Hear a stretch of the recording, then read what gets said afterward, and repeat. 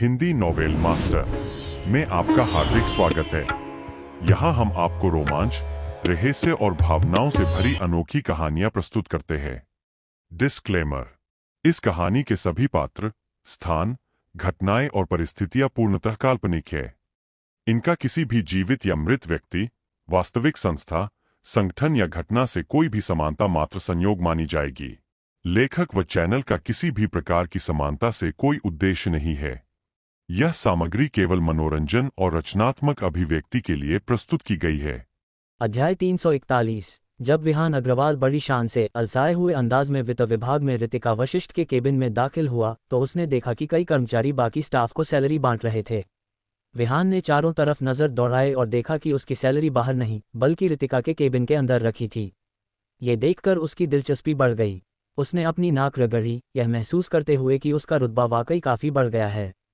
पहले की बात होती तो वह बस अपनी सैलरी पकड़ता और चलता बनता, लेकिन अब जब उसका ओहदा और हैसियत बढ़ चुकी है तो सैलरी लेना किसी मामूली कर्मचारी की तरह आम बात नहीं रही। अब उसे खुद ऋतिका वशिष्ठ के हाथों से यह सम्मान प्राप्त करना था। 3 बार दरवाजा खटखटाने के बाद विहान ऋतिका के ऑफिस में घुस गया। उसने देखा कि ऋतिका अपने खुले बालों और काली फ्रेम वाले चश्मे में किसी दस्तावेज को बड़ी बारीकी से जांच रही थी। विहान ने उसे डिस्टर्ब करना ठीक नहीं समझा। एक खाली कुर्सी ढूंढी, बैठ गया और चुपचाप उसके काम खत्म होने का इंतजार करने लगा।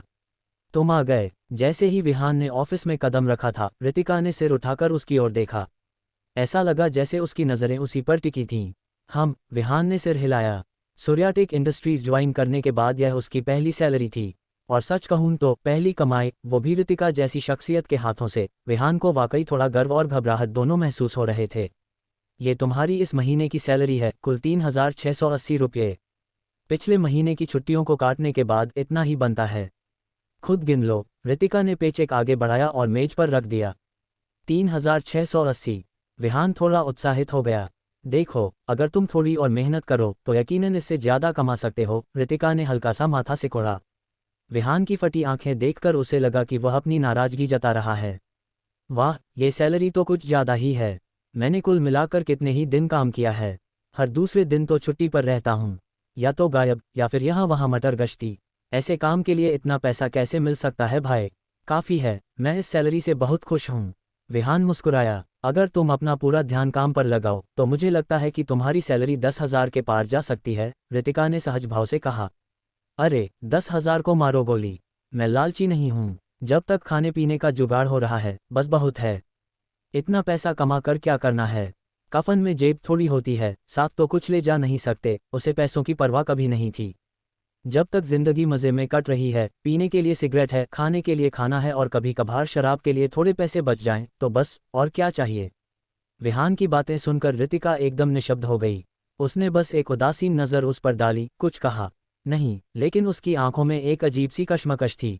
वह कुछ देर तक विहान को घूरता रही और फिर आखिरकार बोल पड़ी, मैंने सुना है तुम्हारी शादी हो चुकी है। विहान, जो बड़े मज़े से सिगरेट पी रहा था, उसके इस अचानक सवाल से लगभग डर ही गया। सिगरेट का धुआं उसके गले में अटक गया और वह लगभग खांसते खांसते बचा। तुम ये क्यों पूछ रही हो? विहान भी हैरान था। ऋतिका पिछले कुछ दिनों से थोड़ी बदली बदली लग रही थी। विहान ने उससे पहले कभी इस बारे में बात नहीं की थी, तो आज अचानक ये सवाल क्यों? ओह, गलत मत समझना, मैंने बस तुम्हें रोज़ ऑफिस में इतनी मस्ती करते देखा तो सोचा पूछ लूँ कि क्या तुम सिंगल हो। मेरी बीवी है, ये सच है, लेकिन मेरी बीवी को मेरे सहारे की ज़रूरत नहीं है। शायद मैं 7 जन्मों में भी उतना पैसा नहीं कमा सकता जितना वो कमाती है। ये 16 आने सच था। उदयपुर में रिया कपूर की बिजनेस की समझ को देखते हुए विहान का अनुमान था कि अगर वह 10 साल भी रगड़ कर मेहनत करे तो भी उसकी एक दिन की कमाई की बराबरी नहीं कर पाएगा। तुम्हारी सच में बीवी है? ऋतिका ने अचानक सिर उठाया। उसकी खूबसूरत आंखें उस पर जम गईं। विहान ने सिर हिलाया, अपनी सिगरेट पीता रहा और सिर झुकाकर अभी मिली सैलरी गिनने लगा।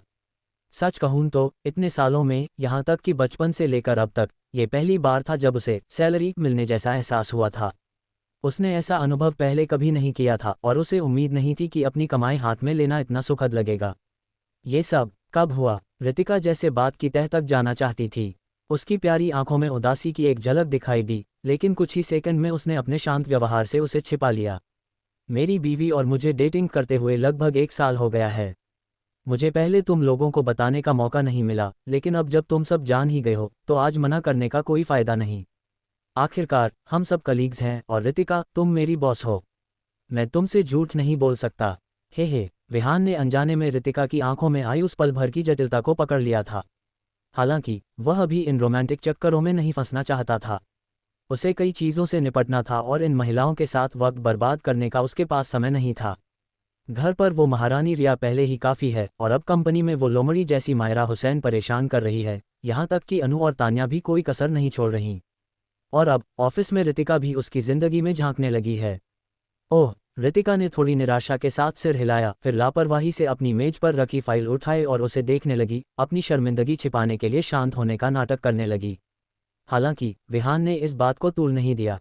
इसके बजाय वह मुस्कुराया, अपनी सैलरी उठाई और फिर मुंह में सिगरेट दबाए खुशी खुशी बाहर की तरफ दौड़ पड़ा। वित्त विभाग के ज्यादातर कर्मचारी जल भुन रहे थे। हर कोई जानना चाहता था कि यह नया असिस्टेंट, जो कभी कभार ही काम करता है, आखिर कितना कमा लेता है।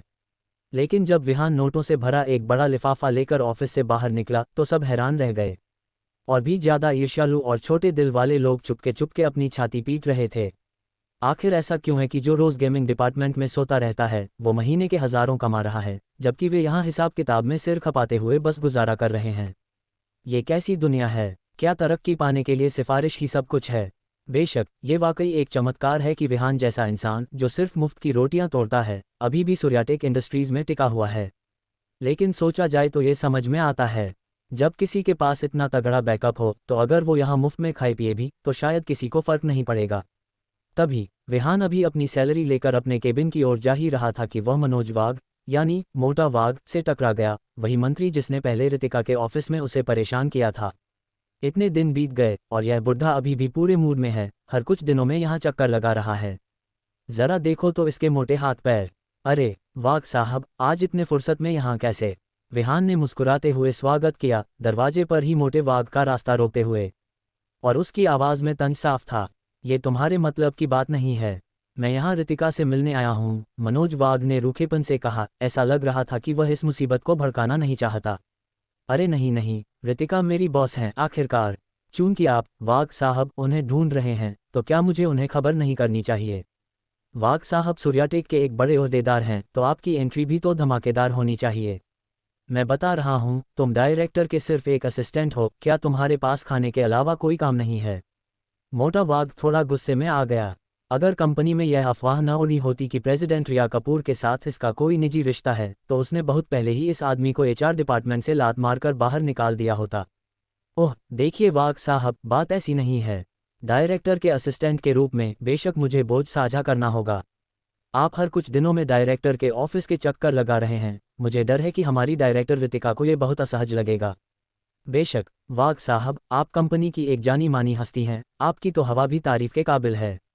लेकिन अगर मैं वाघ साहब की इस लगन की खबर प्रेसिडेंट रिया कपूर तक पहुंचा दूं तो सोचिए वो क्या सोचेंगी। आप जानते हैं, हमारी प्रेसिडेंट को कंपनी में गड़बड़ करने वाले लोग बिल्कुल पसंद नहीं हैं।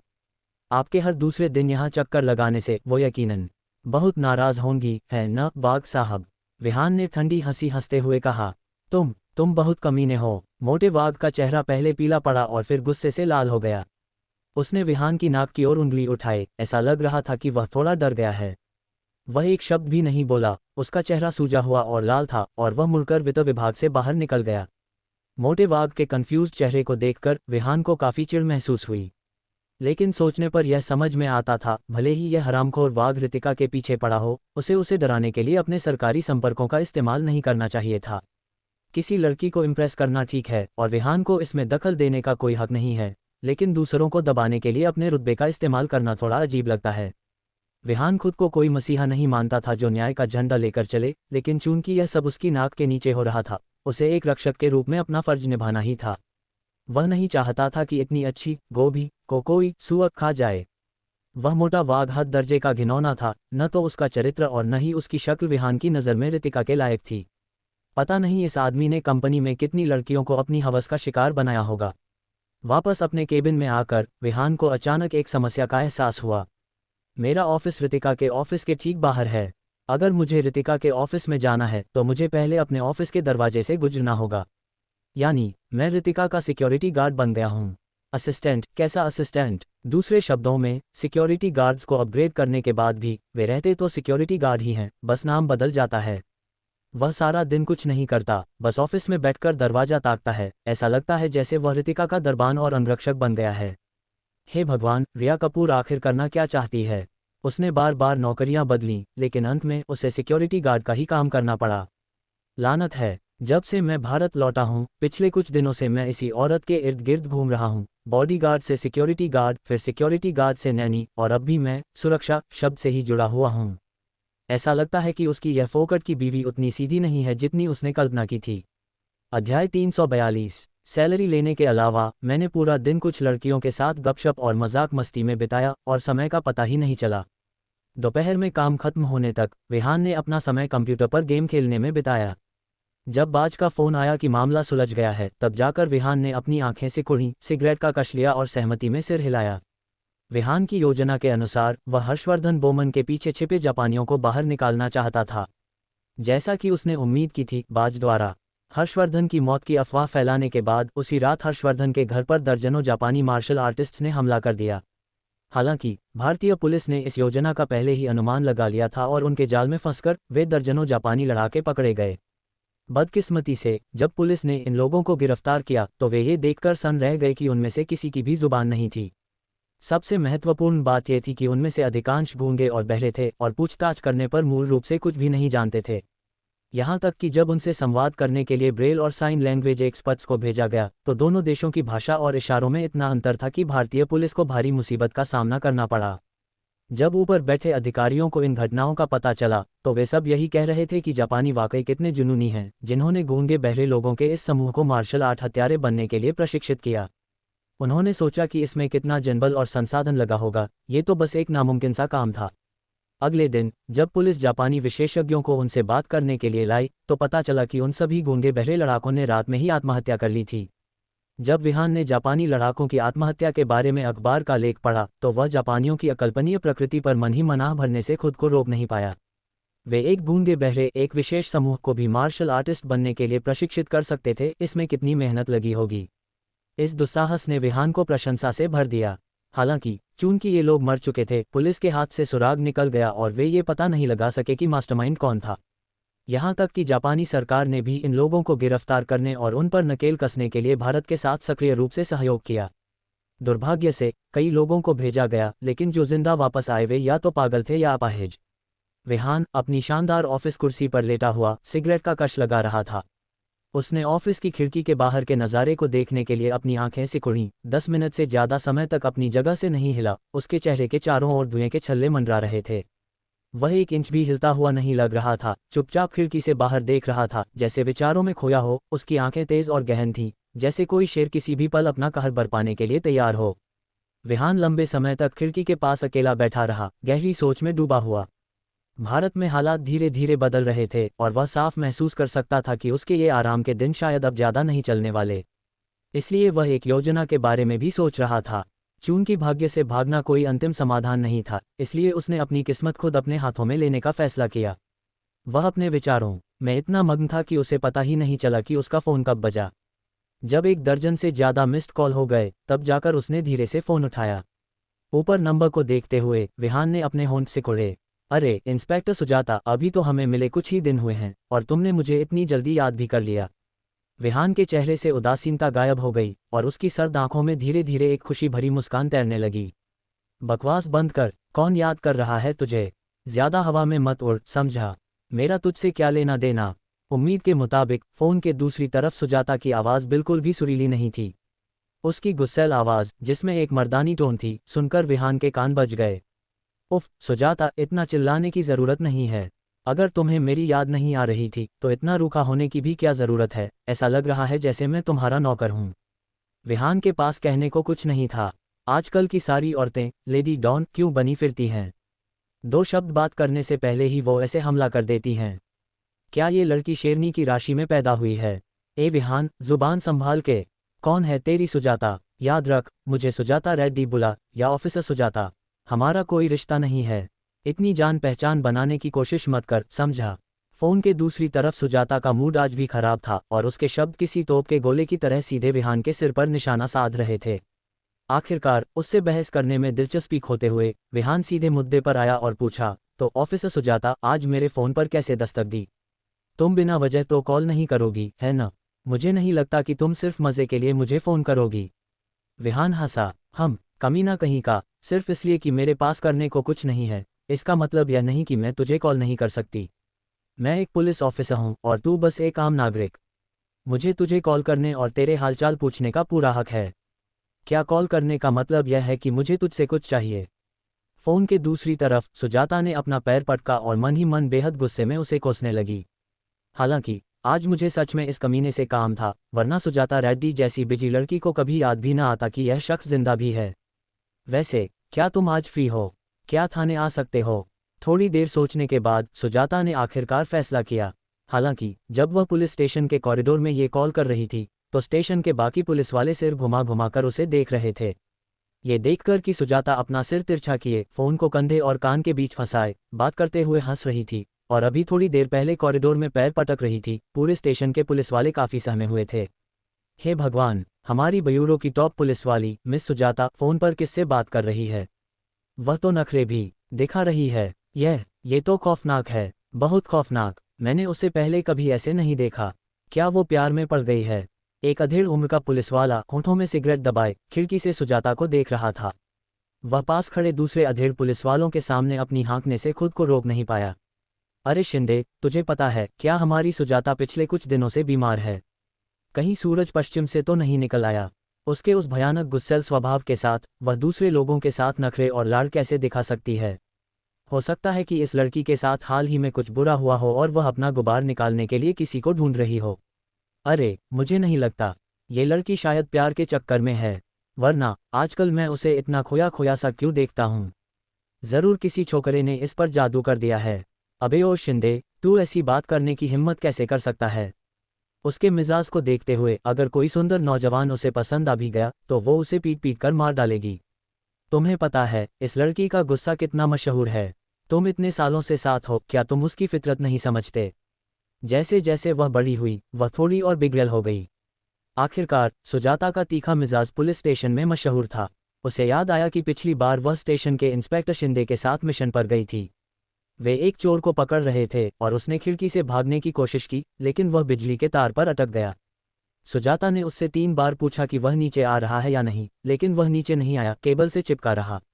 उसने ये भी धमकी दी कि अगर कोई पास आया तो वह खुद को मार डालेगा, तीसरी मंजिल से कूद जाएगा। ये सुनकर सुजाता को इतना गुस्सा आया कि उसने तुरंत अपनी बंदूक निकाली और उसके पिछवाड़े के पास कई गोलियां दाग दीं। हालांकि गोली उसके पिछवाड़े पर नहीं लगी, लेकिन इसने चोर को इतना डरा दिया कि उसने लगभग पैंट गीली कर दी। तब से सुजाता का गुस्सा कभी कम नहीं हुआ।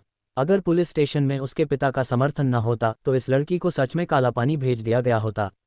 बगल के ऑफिस से लोगों को अपनी दिशा में कानाफूसी करते सुन सुजाता अचानक मुड़ी और ऑफिस में बैठे 3 पुराने पुलिस वालों को ऐसे घूरा कि वे इतने डर गए कि जोर से सांस लेने की भी हिम्मत नहीं हुई। सब ने ऐसा नाटक किया जैसे उन्होंने कुछ देखा या सुना ही न हो, एक दूसरे से सवाल जवाब करने लगे।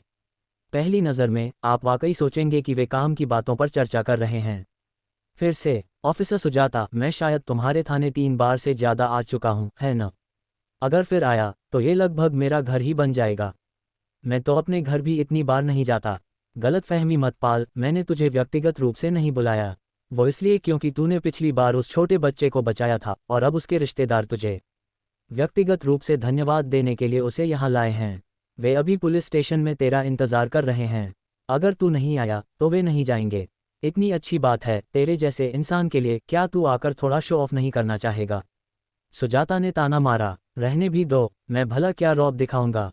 जब तुम जैसी खूबसूरत सुजाता वहां हो तो सारा रौब तो तुम ही जमाओगी।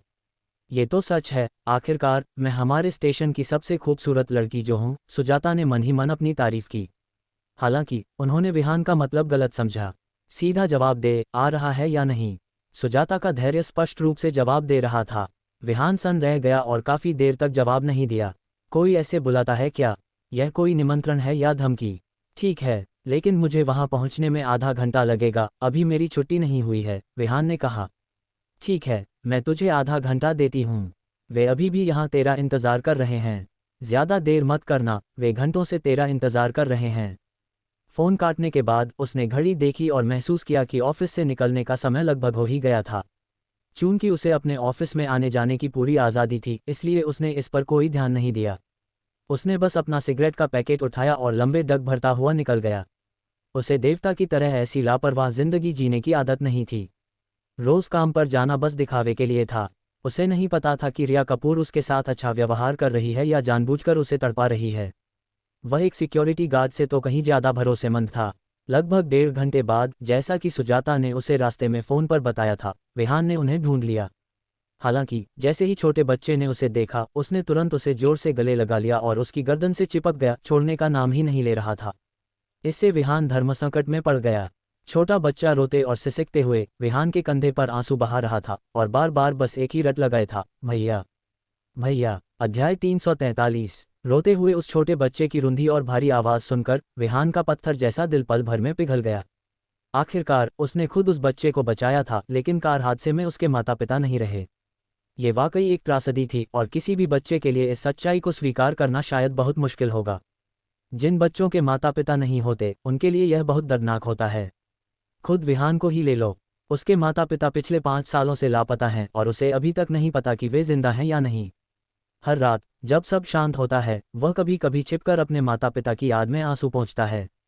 आखिर हर कोई माँ बाप की ही संतान है।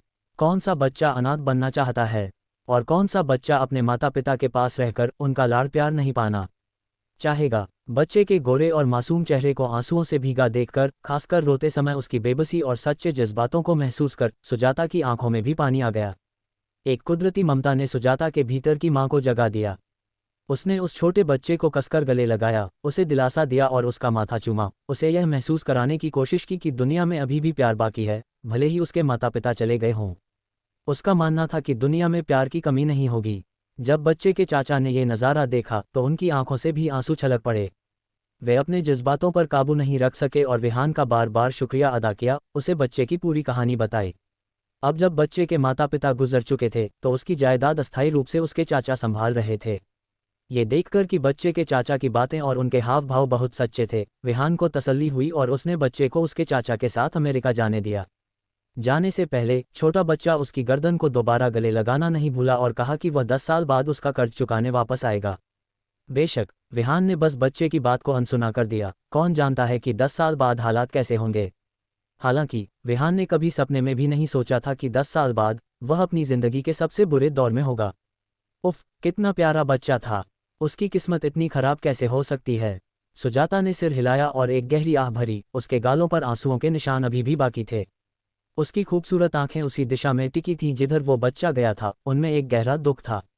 उस बच्चे को कुछ दिन पहले ही अपने चाचा के साथ अमेरिका जाना था, लेकिन उसने जिद पकड़ ली कि जाने से पहले वह उस इंसान से मिलेगा जिसने उस दिन उसकी जान बचाई थी। अंत में वे उसकी बालहट के आगे झुक गए और काफ़ी खोजबीन के बाद आखिरकार उन्होंने सुजाता को ढूंढा और उससे विहान को बुलाने के लिए कहा। हालांकि अब उन्होंने उसे देख लिया था, लेकिन यह उस बच्चे के दिल में एक कभी न खत्म होने वाली याद छोड़ गया था। हाँ, किस्मत का लिखा कभी कभी समझना मुश्किल होता है। हमारी आधी किस्मत हमारे अपने हाथों में होती है, जबकि बाकी आधी भगवान के हाथों में। विहान की नज़रें अभी भी उसी दिशा में जमी थीं जहां से बच्चा गया था। ये शब्द उसके दिल की गहराइयों से निकले थे। हैं, यह आदमी अचानक इतना दुख क्यों दिखा रहा है। इस पल सुजाता ने धीरे से अपनी नज़रें उस दिशा से हटाईं। विहान के उदास चेहरे को देखकर उसे शक होने लगा।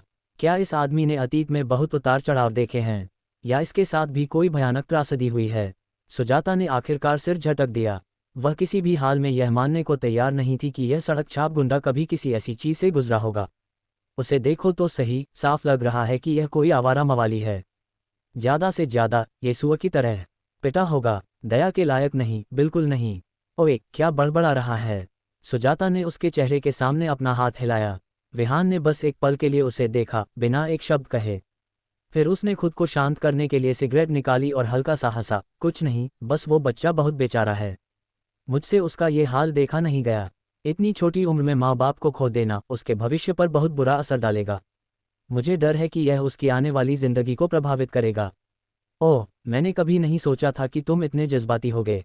तुमने अपनी खुद की समस्याओं को तो सुलझाया नहीं है और दूसरों के मामले में टांग अड़ा रहे हो। तुम्हें पता भी है उस बच्चे के माता पिता कौन हैं?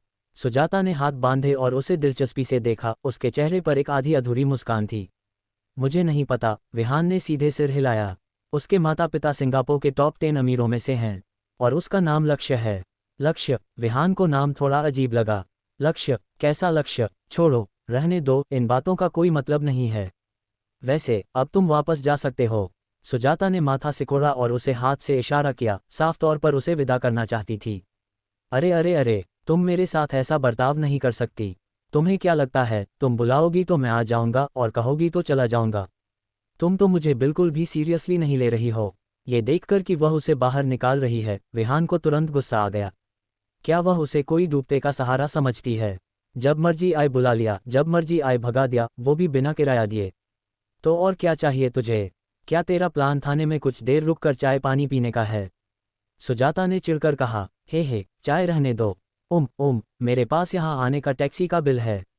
क्या तुम मुझे रिइम्बर्स करोगी? विहान ने जल्दी से अपनी जेब से एक मुड़ा तुड़ा टैक्सी का रसीद निकाला और सुजाता को थमा दिया। सुजाता का चेहरा तुरंत पीला पड़ गया। अपनी सुंदर आंखें फाड़े और अपना छोटा सा मुंह खोले, वह काफी देर तक निशब्द रही।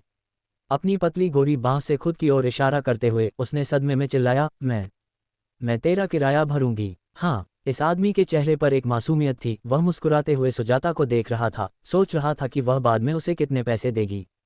सुजाता इतनी गुस्से में थी कि उसका पूरा शरीर कांपने लगा। ये कैसी दुनिया है? ये कैसे लोग हैं? ये सच में मुझसे अपना किराया मांग रहा है? क्या आज सुबह घर से निकलते समय इसका सिर किसी दरवाजे में फंस गया था? या किसी गधे ने इसे लात मारी थी? क्या तू पागल तो नहीं हो गया? सुजाता इतनी गुस्से में थी कि वह साफ बोल भी नहीं पा रही थी। नहीं, तो फिर तू मुझसे अपने आने जाने का खर्चा क्यों मांग रहा है? अरे ऑफिसर सुजाता, ऐसा मत कहो। तुमने ही जिद की थी कि मैं आऊं। अब मैं अपने आने जाने की मेहनत को भूल सकता हूं, लेकिन तुम कम से कम गाड़ी का किराया तो नहीं मार सकती ना?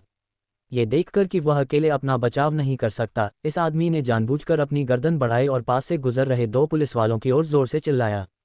उसने ऐसा माहौल बना दिया जैसे सुजाता ने उधार लिया हो और अब वापस नहीं कर रही हो। तू मैं देती हूँ, ठीक है।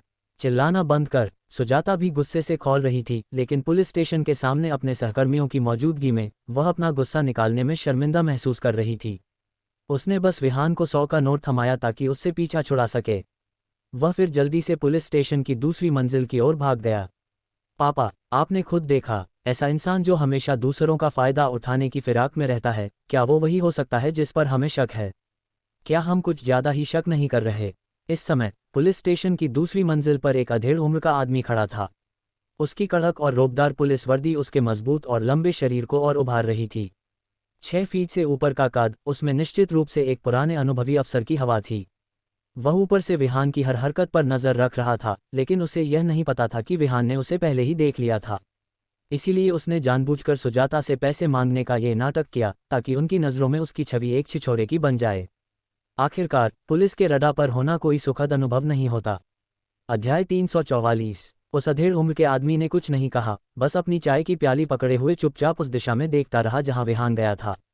काफी देर की खामोशी के बाद वह आदमी सुजाता की ओर मुड़ा और शांत भाव से बोला, बहुत सी चीजें सिर्फ आंखों से नहीं देखी जा सकती। लेकिन आपने अभी खुद देखा, यह आदमी वो लेजेंडरी मौत का देवता कैसे हो सकता है? आपको पता है, वो मौत का देवता 2 साल पहले मर चुका था, और अगर वो वापस आ भी गया तो ऐसा नहीं लगता कि उसका इससे कोई लेना देना है ना? पुलिस अधिकारियों की अवलोकन क्षमता आम लोगों से कहीं ज्यादा तेज होती है। जब विहान ने पहली बार अनु की मदद की थी तो कुछ लोगों ने इसे नोटिस कर लिया था। अखबारों में खबर छपने के बाद उदयपुर पुलिस ने इस नौजवान पर और अधिक ध्यान देने का आदेश जारी किया था। हालांकि उन्हें उम्मीद नहीं थी कि विहान की चालाकी उनकी उम्मीदों से कहीं परे होगी। यहां तक कि सुजाता के पिता डीसीपी प्रताप रेड्डी भी अब थोड़े हिचकिचा रहे हैं। आखिरकार बिना किसी सबूत के उनके पास उसे गिरफ्तार करने का कोई रास्ता नहीं है। ज्यादा से ज्यादा उनके पास सिर्फ शक है। कौन जानता है कि क्या वह वास्तव में वही लेजेंडरी मौत का देवता है? सबसे महत्वपूर्ण बात यह है कि इस अनजान आदमी का उदयपुर की नंबर 1 बिजनेस क्वीन रिया कपूर के साथ भी एक छोटा सा कनेक्शन है, जो पुलिस के लिए सबसे बड़ा सिरदर्द है। जब पिछली बार हर्षवर्धन रेड्डी को गलत तरीके से गिरफ्तार किया गया था तो रिया कपूर ने सीधे शहर के सभी बड़े नेताओं को बुला लिया था, जिससे पता चलता है कि रिया इस व्यक्ति को कितना महत्व देती है और उसकी सुरक्षा को लेकर कितनी गंभीर है। अगर चीजें ठीक से नहीं संभाली गईं और उसने रिया कपूर को नाराज कर दिया तो सूर्याटेक इंडस्ट्रीज की आर्थिक ताकत को देखते हुए उनके जैसा एक छोटा ब्रांच ऑफिस डायरेक्टर भी अपनी नौकरी खो सकता है। तुम्हें उसे और बेहतर तरीके से जानना चाहिए। सावधानी हटी, दुर्घटना घटी। मेरी पहली धारणा यही थी कि वह बहुत खास है। मुझे अभी भी उसकी पहचान पर कुछ संदेह है। अधेड़ उम्र के आदमी ने आह भरी, उसकी सफ़ेद दाढ़ी थोड़ी फड़फड़ाई। उसकी भौहों के बीच की गंभीरता और उसकी गहरी नज़र लोगों को तजुर्बे और बड़प्पन का एहसास दिलाती थी। अगर वह वाकई मौत का देवता है तो हम उसे कैसे पकड़ सकते हैं? सुजाता को समझ नहीं आया कि उसके पिता का क्या मतलब है। अगर यह आदमी सच में वही लेजेंडरी मौत का देवता था तो उसकी मामूली ताकत के सामने वह उसका मुकाबला कैसे कर सकती थी? वह तो उसे चुटकी बजाते ही मसल सकता था। पिछले कुछ सालों में उसने बहुत किस्से सुने हैं कि कैसे मौत के देवता ने देश और विदेश में कई शरणार्थियों की मदद की। उसने लास वेगास में एक पूरे महाद्वीप के शरणार्थियों की खातिर उसके जुए के दांव के बारे में भी जाना। यूनान से भी कई कहानियां थीं कि कैसे उसने सीमा पर एंटी ड्रग स्क्वाड की मदद की। इस लेजेंडरी मौत के देवता के बारे में सोचकर सुजाता बेहद उत्तेजित हो गई। ये वह नायक था जिसे देखने के लिए वह अपने सपनों में तरसती थी। अफसोस की बात यह थी कि जिस आदमी के बारे में वह अक्सर अपने सपनों में कल्पना करती थी वह कभी असलियत में सामने नहीं आया। कोई, लेकिन या नहीं, यह एक पुलिस अफसर के रूप में तुम्हारा कर्तव्य है। चाहे तुम्हारे मन में उसके लिए कैसी भी भावनाएं हों, राष्ट्रीय मामलों के सामने तुम्हें अपनी व्यक्तिगत भावनाओं को एक तरफ रखना होगा। तुम्हें प्राथमिकता तय करनी होगी और यह वह भारी जिम्मेदारी है जो तुम एक पुलिस अफसर के रूप में उठाती हो। अधेड़ उम्र का आदमी अचानक मुड़ा, उसकी भेदक आंखें किसी तेज खंजर की तरह सुजाता के दिल में उतर गईं, जिससे उसे अपनी बची कुची व्यक्तिगत भावनाओं को भी फेंक देना पड़ा। बचपन से ही अपने पिता से प्रभावित होने के कारण अब जब उन्होंने ऐसा कहा है तो उसके पास मना करने की क्या वजह हो सकती है? चूंकि मैं आज काम से जल्दी निकल गया था, मुझे नहीं पता कि अनु और वो तान्या पिछले कुछ दिनों से कहाँ गायब हैं। वे कई दिनों से घर नहीं आई हैं। मुझे लगता है कि वे फिर किसी देश में छुट्टियां मनाने गई हैं। जैसे ही मैं घर पहुंचा, मैंने रिया कपूर को विला से बाहर निकलते देखा और हम दोनों आपस में टकरा गए। ये देखकर कि घर लौटने के बाद रिया ने कैजुअल कपड़े पहन लिए थे और कंधे पर एक छोटा बैग लटकाए जल्दी में थी, विहान मुड़कर जाने ही वाला था कि उसने देखा कि रिया उसे दूर से हाथ हिला रही है। तो वह बस हंसकर उसका स्वागत करने चला गया। बॉस, कहाँ जा रही हो? उसने उसके हाथ में छोटे बैग की ओर इशारा करते हुए पूछा। मेरे साथ आओ, चलो कुछ सब्जी भाजी खरीदते हैं। रिया ने धूप का चश्मा लगा लिया, जिससे उसकी पहले से ही गोरी और नाजुक त्वचा और भी सफ़ेद और चमकदार लगने लगी। सब्जी खरीदने? विहान ने पूछा। उसके होंठों में सिगरेट दबी थी। उसने उसे ऊपर से नीचे तक देखा। क्या देख रहे हो? मवालियों जैसी हरकतें मत करो, ठीक है? रिया ने चिढ़कर कहा। नहीं, मैं बस हैरान हूँ। तुम सूर्याटेक इंडस्ट्रीज की प्रेसिडेंट और सब्जी खरीदने जा रही हो? तुम मेरा मजाक तो नहीं उड़ा रही? मैं फिर कह रही हूँ, चल रहे हो या नहीं? रिया ने दोहराया, साफ तौर पर अभी भी कंपनी वाली अपनी महारानी जैसी छवि बनाए हुए थी। उसने एक घमंडी और रोबदार लीडरशिप वाला अंदाज अपनाया। ठीक है भाई, आखिर तुम्हारी दी हुई सैलरी जो लेता हूँ। ठीक है, चलता हूँ। उसने सिर हिलाया। वह कुछ नहीं कर सकता था। वह उसका एहसानमंद था क्योंकि उसे पैसे मिल रहे थे, इसलिए उसे उसकी व्यक्तिगत आज़ादी का सम्मान करना ही था। विहान का यह आज्ञाकारी रूप देखकर रिया को सिर से पैर तक सुकून की एक लहर महसूस हुई। उसने उसके साथ पहले कभी यह हल्का और आज्ञाकारी एहसास अनुभव नहीं किया था। पहले वह हमेशा उससे घंटों बहस करता था, लेकिन आज का ये बिना सवाल किए झुक जाने वाला रवैया रिया को एक रानी जैसा महसूस करा रहा था। यह अग्रवाल साहब इतने भी बुरे नहीं हैं। इसे इंसानी रिश्तों की थोड़ी समझ है और लोगों के चेहरे पढ़ना आता है, जो काफ़ी दुर्लभ है। मुझे पहले कभी यह क्यों नहीं दिखा कि इसका एक ऐसा आज्ञाकारी पहलू भी है। ये सोचकर रिया रानी होने के अपने गुमान में और भी चूर हो गई। उसने कार के दरवाजे की ओर इशारा किया और ठंडे स्वर में कहा, दरवाजा खोलो। वाह, तुम्हें तो सच में लत लग गई है। विहान ने उदासीनता से उसकी ओर देखा। ये देखकर कि उसे कोई फर्क नहीं पड़ रहा, उसने सोचा कि जब वह नौकर बन ही चुकी है तो क्यों न उसे राजमाता वाले ट्रीटमेंट का पूरा मजा लेने दिया जाए। पधारिए महारानी साहिबा। विहान ने सम्मानपूर्वक सिर झुकाया, अपने हाथ फैलाए और झुककर आमंत्रण का इशारा किया। उसके अन्यथा सख्त चेहरे पर एक जबरदस्ती की चापलूसी भरी मुस्कान तैर गई। बुरा नहीं है, बुरा नहीं है छोटू, अब से मैं ऐसी चीज़ें तुम्हारे भरोसे छोड़ती हूँ। मुझे दोबारा याद न दिलाना पड़े। इस पल रिया ने अपना गर्वित और घमंडी सिर थोड़ा ऊपर उठाया, अपनी संतुष्टि दिखाने के लिए हूँ हाँ किया। हालांकि उसने सतह पर कोई भाव नहीं दिखाया, लेकिन वह वास्तव में अंदर ही अंदर बहुत खुश थी। हे भगवान, तुम सच में मुझे अपना नौकर समझती हो। अब से मैं न केवल तुम्हारा पर्सनल ड्राइवर हूँ बल्कि तुम्हारा निजी गुलाम भी। विहान, ओ विहान, तुम इतने बेवकूफ़ कैसे हो सकते हो? अगर तुम्हें पता होता कि इसका अंजाम ये होगा तो तुम वापस क्यों आए? तुम्हें उससे कभी पंगा नहीं लेना चाहिए था। ये सब उस बेशर्म बुढ़े राजवीर कपूर की चाल थी। जब से वह पिछली बार आया था, न केवल हमारे घर से गाड़ी ले ली गई, बल्कि रिया की देखभाल करने वाली सारी नौकरानियों को भी निकाल दिया गया। क्या ये बूढ़ा ठरकी हमें जबरदस्ती साथ लाने की कोशिश कर रहा है? अध्याय 345। लेकिन अब जब मैं ध्यान से सोचता हूँ तो मुझे याद आता है कि जब मैं पहली बार आया था तो रिया ने मुझे लगभग अनदेखा कर दिया था। खासकर चूंकि हम एक ही छत के नीचे रहते थे, यह महारानी जैसी सुंदरी जो हड्डियों तक ठंडी और घमंडी थी, मेरी तरफ शायद ही कभी देखती थी। अब जब हमारे रिश्ते सुधरे हैं तो इस तरह की चीज़ें ज़्यादा होने लगी हैं। ऐसा लगता है कि ये दो लोग, जो सामाजिक स्थिति के मामले में बिल्कुल भी मेल नहीं खाते, साथ हैं, खासकर जब वे पूरी तरह से अलग दुनिया से हैं। सब्जी मंडी जा रहे हैं? विहान ने मुड़कर पूछा। सुपरमार्केट चलते हैं। रिया ने उसे हैरानी से देखा। सुपरमार्केट? तुम सुपरमार्केट में सब्जी खरीद सकती हो? बकवास, आजकल सुपरमार्केट में क्या नहीं मिलता, तुम्हें इतना भी नहीं पता। रिया को लगा कि इस जानवर के साथ बातचीत करना, जो पसंद और ज्ञान दोनों में उससे सैकड़ों स्तर नीचे था, बस उसकी बुद्धिमत्ता का अपमान था। अरे नहीं, अब सुपरमार्केट में सब्जियां भी मिलती हैं। उसे सच में यह नहीं पता था। क्या सुपरमार्केट सच में इतने विकसित हो गए हैं?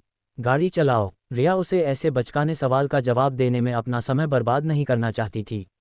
चूंकि रिया उसके सवाल का जवाब नहीं देना चाहती थी, इसलिए उसे जवाब के लिए दबाव डालने की ज़रूरत नहीं थी, वहां पहुंचकर पता चल ही जाएगा। सच कहूं तो विहान को कोई अंदाज़ा नहीं था कि सुपरमार्केट इस हद तक विकसित हो चुके थे। वह हमेशा विदेश में रहा था, लेकिन 2 साल की जेल ने उसे दुनिया से लगभग पूरी तरह काट दिया था।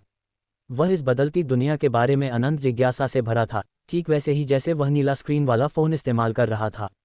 उसे याद आया कि 5 साल पहले ये फ़ोन हर किसी के हाथ में होता था, लेकिन अब हर जगह स्मार्ट टच स्क्रीन फ़ोन के साथ उसे सच में लग रहा था कि वह किसी दूसरे ग्रह से आया है।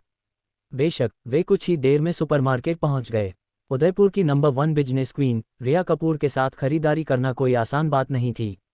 विहान को हर बार कुछ नया देखकर आश्चर्य से चिल्लाते हुए देख रिया सोच रही थी कि क्या उसे साथ लाना चाहिए था। अरे मिस्टर विहान, मुझे अपना सॉसेज दो।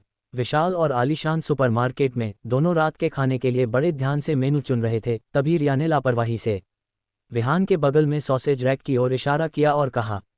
विहान को अचानक बहुत शर्मिंदगी महसूस हुई। उसे लगा जैसे सैकड़ों आंखें उसे हर तरफ से घूर रही हैं। क्या कर रहे हो? मुझे अपना सॉसेज दो अभी। रिया, जिसने अभी अभी रेसिपी चुनी थी और जाने ही वाली थी, ने देखा कि यह आदमी सॉसेज शेल्फ के पास अजीब तरह से टांगें क्रॉस करके खड़ा था, काफी देर से एक शब्द भी नहीं बोल रहा था। यह थोड़ा ठीक नहीं है न? विहान शर्मिंदा दिख रहा था और 1 इंच भी हिलने की हिम्मत नहीं कर रहा था। क्या हुआ? क्या तुम बीमार हो? रिया ने हैरानी से पूछा, समझ नहीं पा रही थी कि यह आदमी अब क्या नाटक कर रहा है। नहीं रिया, ये सुपरमार्केट है। अगर तुम्हें ये चाहिए तो क्या हम घर पहुंचने पर इसे बाहर निकाल सकते हैं? मुझे इतना खुलेआम करने की आदत नहीं है। इस पल न केवल रिया उदास थी, बल्कि विहान उससे भी ज़्यादा उदास था। मैंने कभी उम्मीद नहीं की थी कि रिया कपूर इतनी खुले विचारों वाली होगी। परिवार के लिए क्या दुर्भाग्य है। सबके सामने वह वास्तव में मुझसे उसे सॉसेज देने के लिए कह रही है। ये कैसा मजाक है? भले ही मुझ में, विहान अग्रवाल में, कोई नैतिकता और शर्म न हो, फिर भी मैं न्याय से भरा आदमी हूँ। मैं उसके अत्याचार के आगे कैसे झुक सकता हूँ? इसके अलावा यह एक सुपरमार्केट के अंदर है, इसलिए यह बिल्कुल नामुमकिन है। वह आदमी अभी भी अपने दिमाग में रिया के शब्दों को दोहरा रहा था, जिससे उसे बहुत गुस्सा आ रहा था। बेहद गुस्सा। तुम इसे लेने वाले हो या नहीं? इस पल रिया ने एक रसोई का चाकू उठाया जो उसने अभी खरीदा था। इससे पहले कि वह इसे विहान की शॉपिंग कार्ट में वापस रख पाती, उसने बस इसे हवा में लहराया, जिससे विहान इतना डर गया कि वह पीछे कूद गया। अरे बाप रे, क्या तुम सीरियस हो? नहीं, तुम ऐसा नहीं कर सकती। तुम चाकू इस्तेमाल कर रही हो। इसने विहान को सच में डरा दिया। रिया सच में इस जानवर को एक ही वार में मार डालना चाहती थी। वह बस इतना कह रही थी कि रात के खाने के लिए पकाने के लिए एक सॉसेज उठा लाओ। वह इतना बड़ा रिएक्शन क्यों दे रहा था? उसे क्या पता था कि जिस सॉसेज का उसने जिक्र किया, वह विहान के लिए बिल्कुल अलग मायने रखता था। और जिस तरह से वह कसाई वाला चाकू लहरा रही थी, उससे उसे शक हो गया। तुम इसे लेने वाले हो या नहीं? रिया ने उसे लगभग एक रानी की तरह आदेश दिया, लेकिन वह जितना ऐसा करती, विहान के चेहरे के भाव उतने ही अजीब होते जाते। ये सब क्या था? वह इतनी डिमांडिंग कैसे हो सकती है? क्या ये थोड़ा अनुचित नहीं है? विहान ने कई कदम पीछे ले लिए, उससे दूरी बनाए रखने की कोशिश करते हुए। ये देखकर कि विहान का उसे कोई सॉसेज देने का इरादा नहीं है, रिया उसके साथ समय बर्बाद नहीं करना चाहती थी, इसलिए उसने बस रैक से खुद 2 सॉसेज लिए और बिना एक शब्द कहे उन्हें अपनी शॉपिंग कार्ट में डाल दिया। तुम चाहती थी कि मैं तुम्हारे लिए ये लाऊं? विहान हक्का बक्का रह गया। क्या हुआ? क्या तुम्हें कोई गलतफहमी हुई? रिया ने अपनी पलकें झपकाईं, फिर अचानक उसे कुछ याद आया।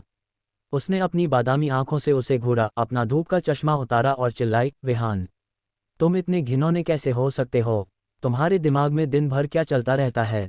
इतना कहकर रिया मुड़ी और चली गई, उसे सफाई देने का कोई मौका दिए बिना। उन्होंने विहान को पूरी तरह नज़रअंदाज कर दिया। क्या? मैंने क्या कहा? मैंने तुम्हें कैसे नाराज़ किया?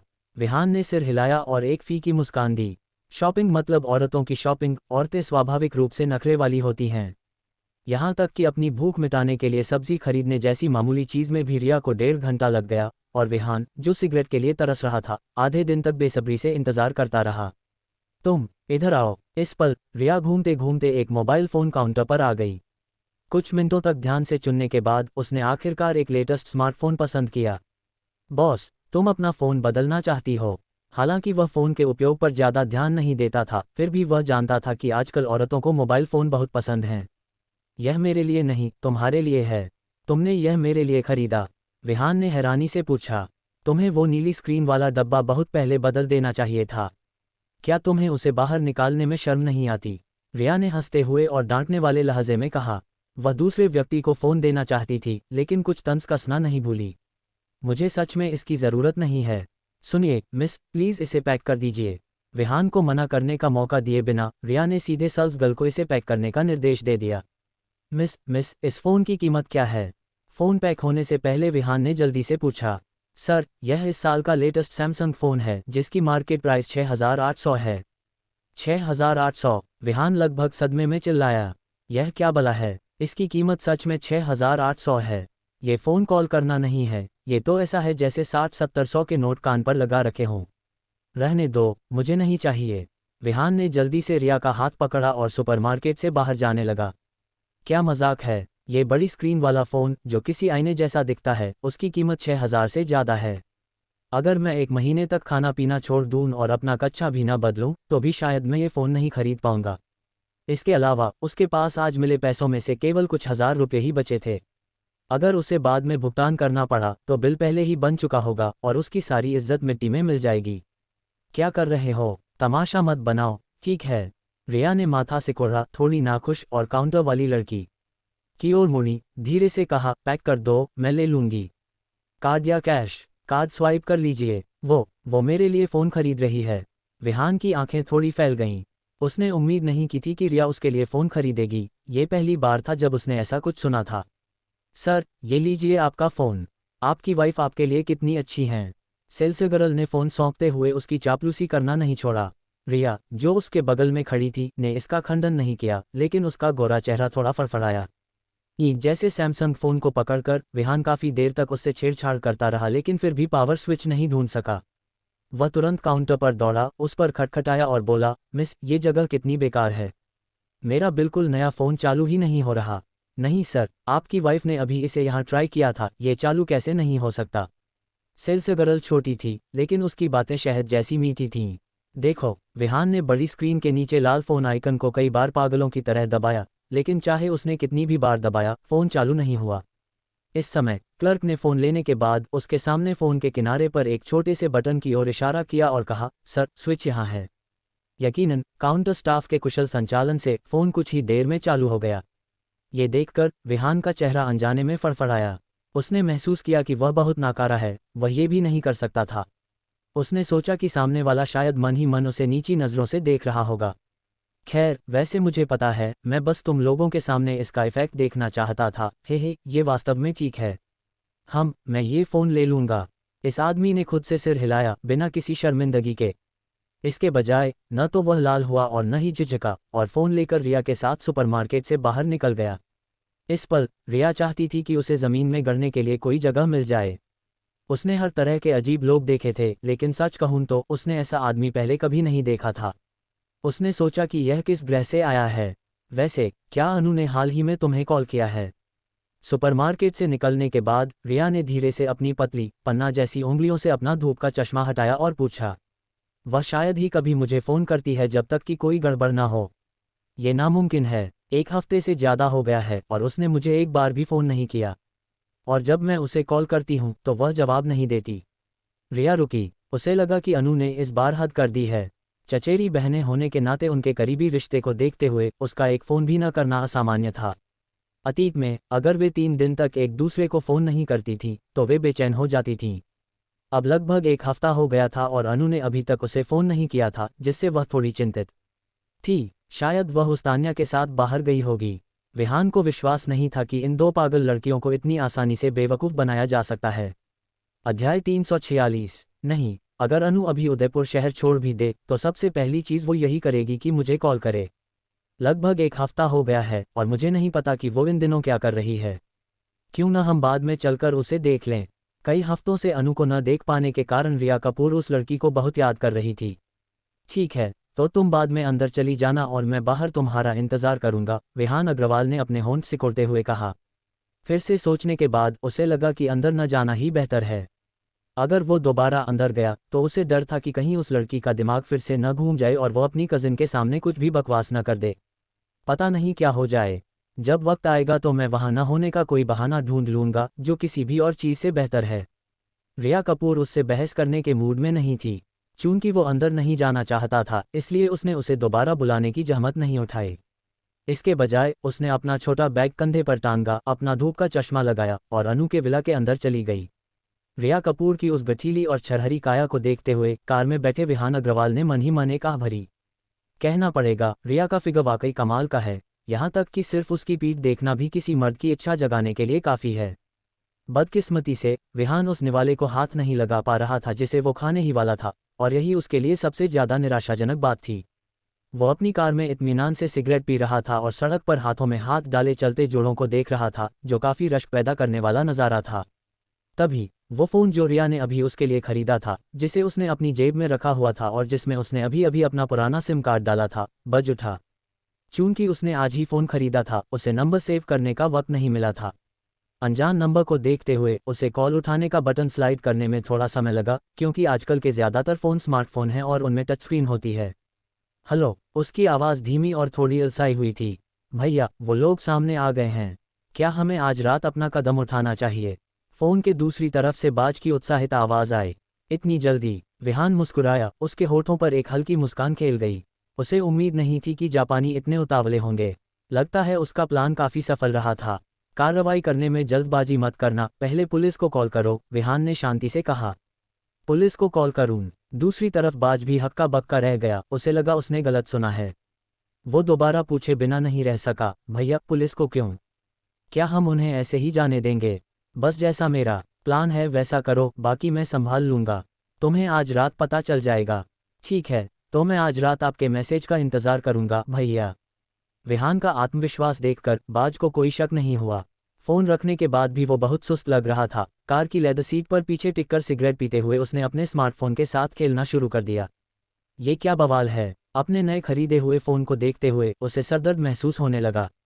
महज कुछ ही सालों में भारत की टेक्नोलॉजी इस हद तक कैसे विकसित हो गई? मुझे याद है 5 साल पहले भारत में नीली स्क्रीन वाले फ़ोन का ही बोलबाला था। उस ज़माने में बस एक टेक्स्ट मैसेज भेजना ही बहुत कूल माना जाता था। मैंने कभी कल्पना भी नहीं की थी कि अब फ़ोन में हर तरह के फीचर्स होंगे।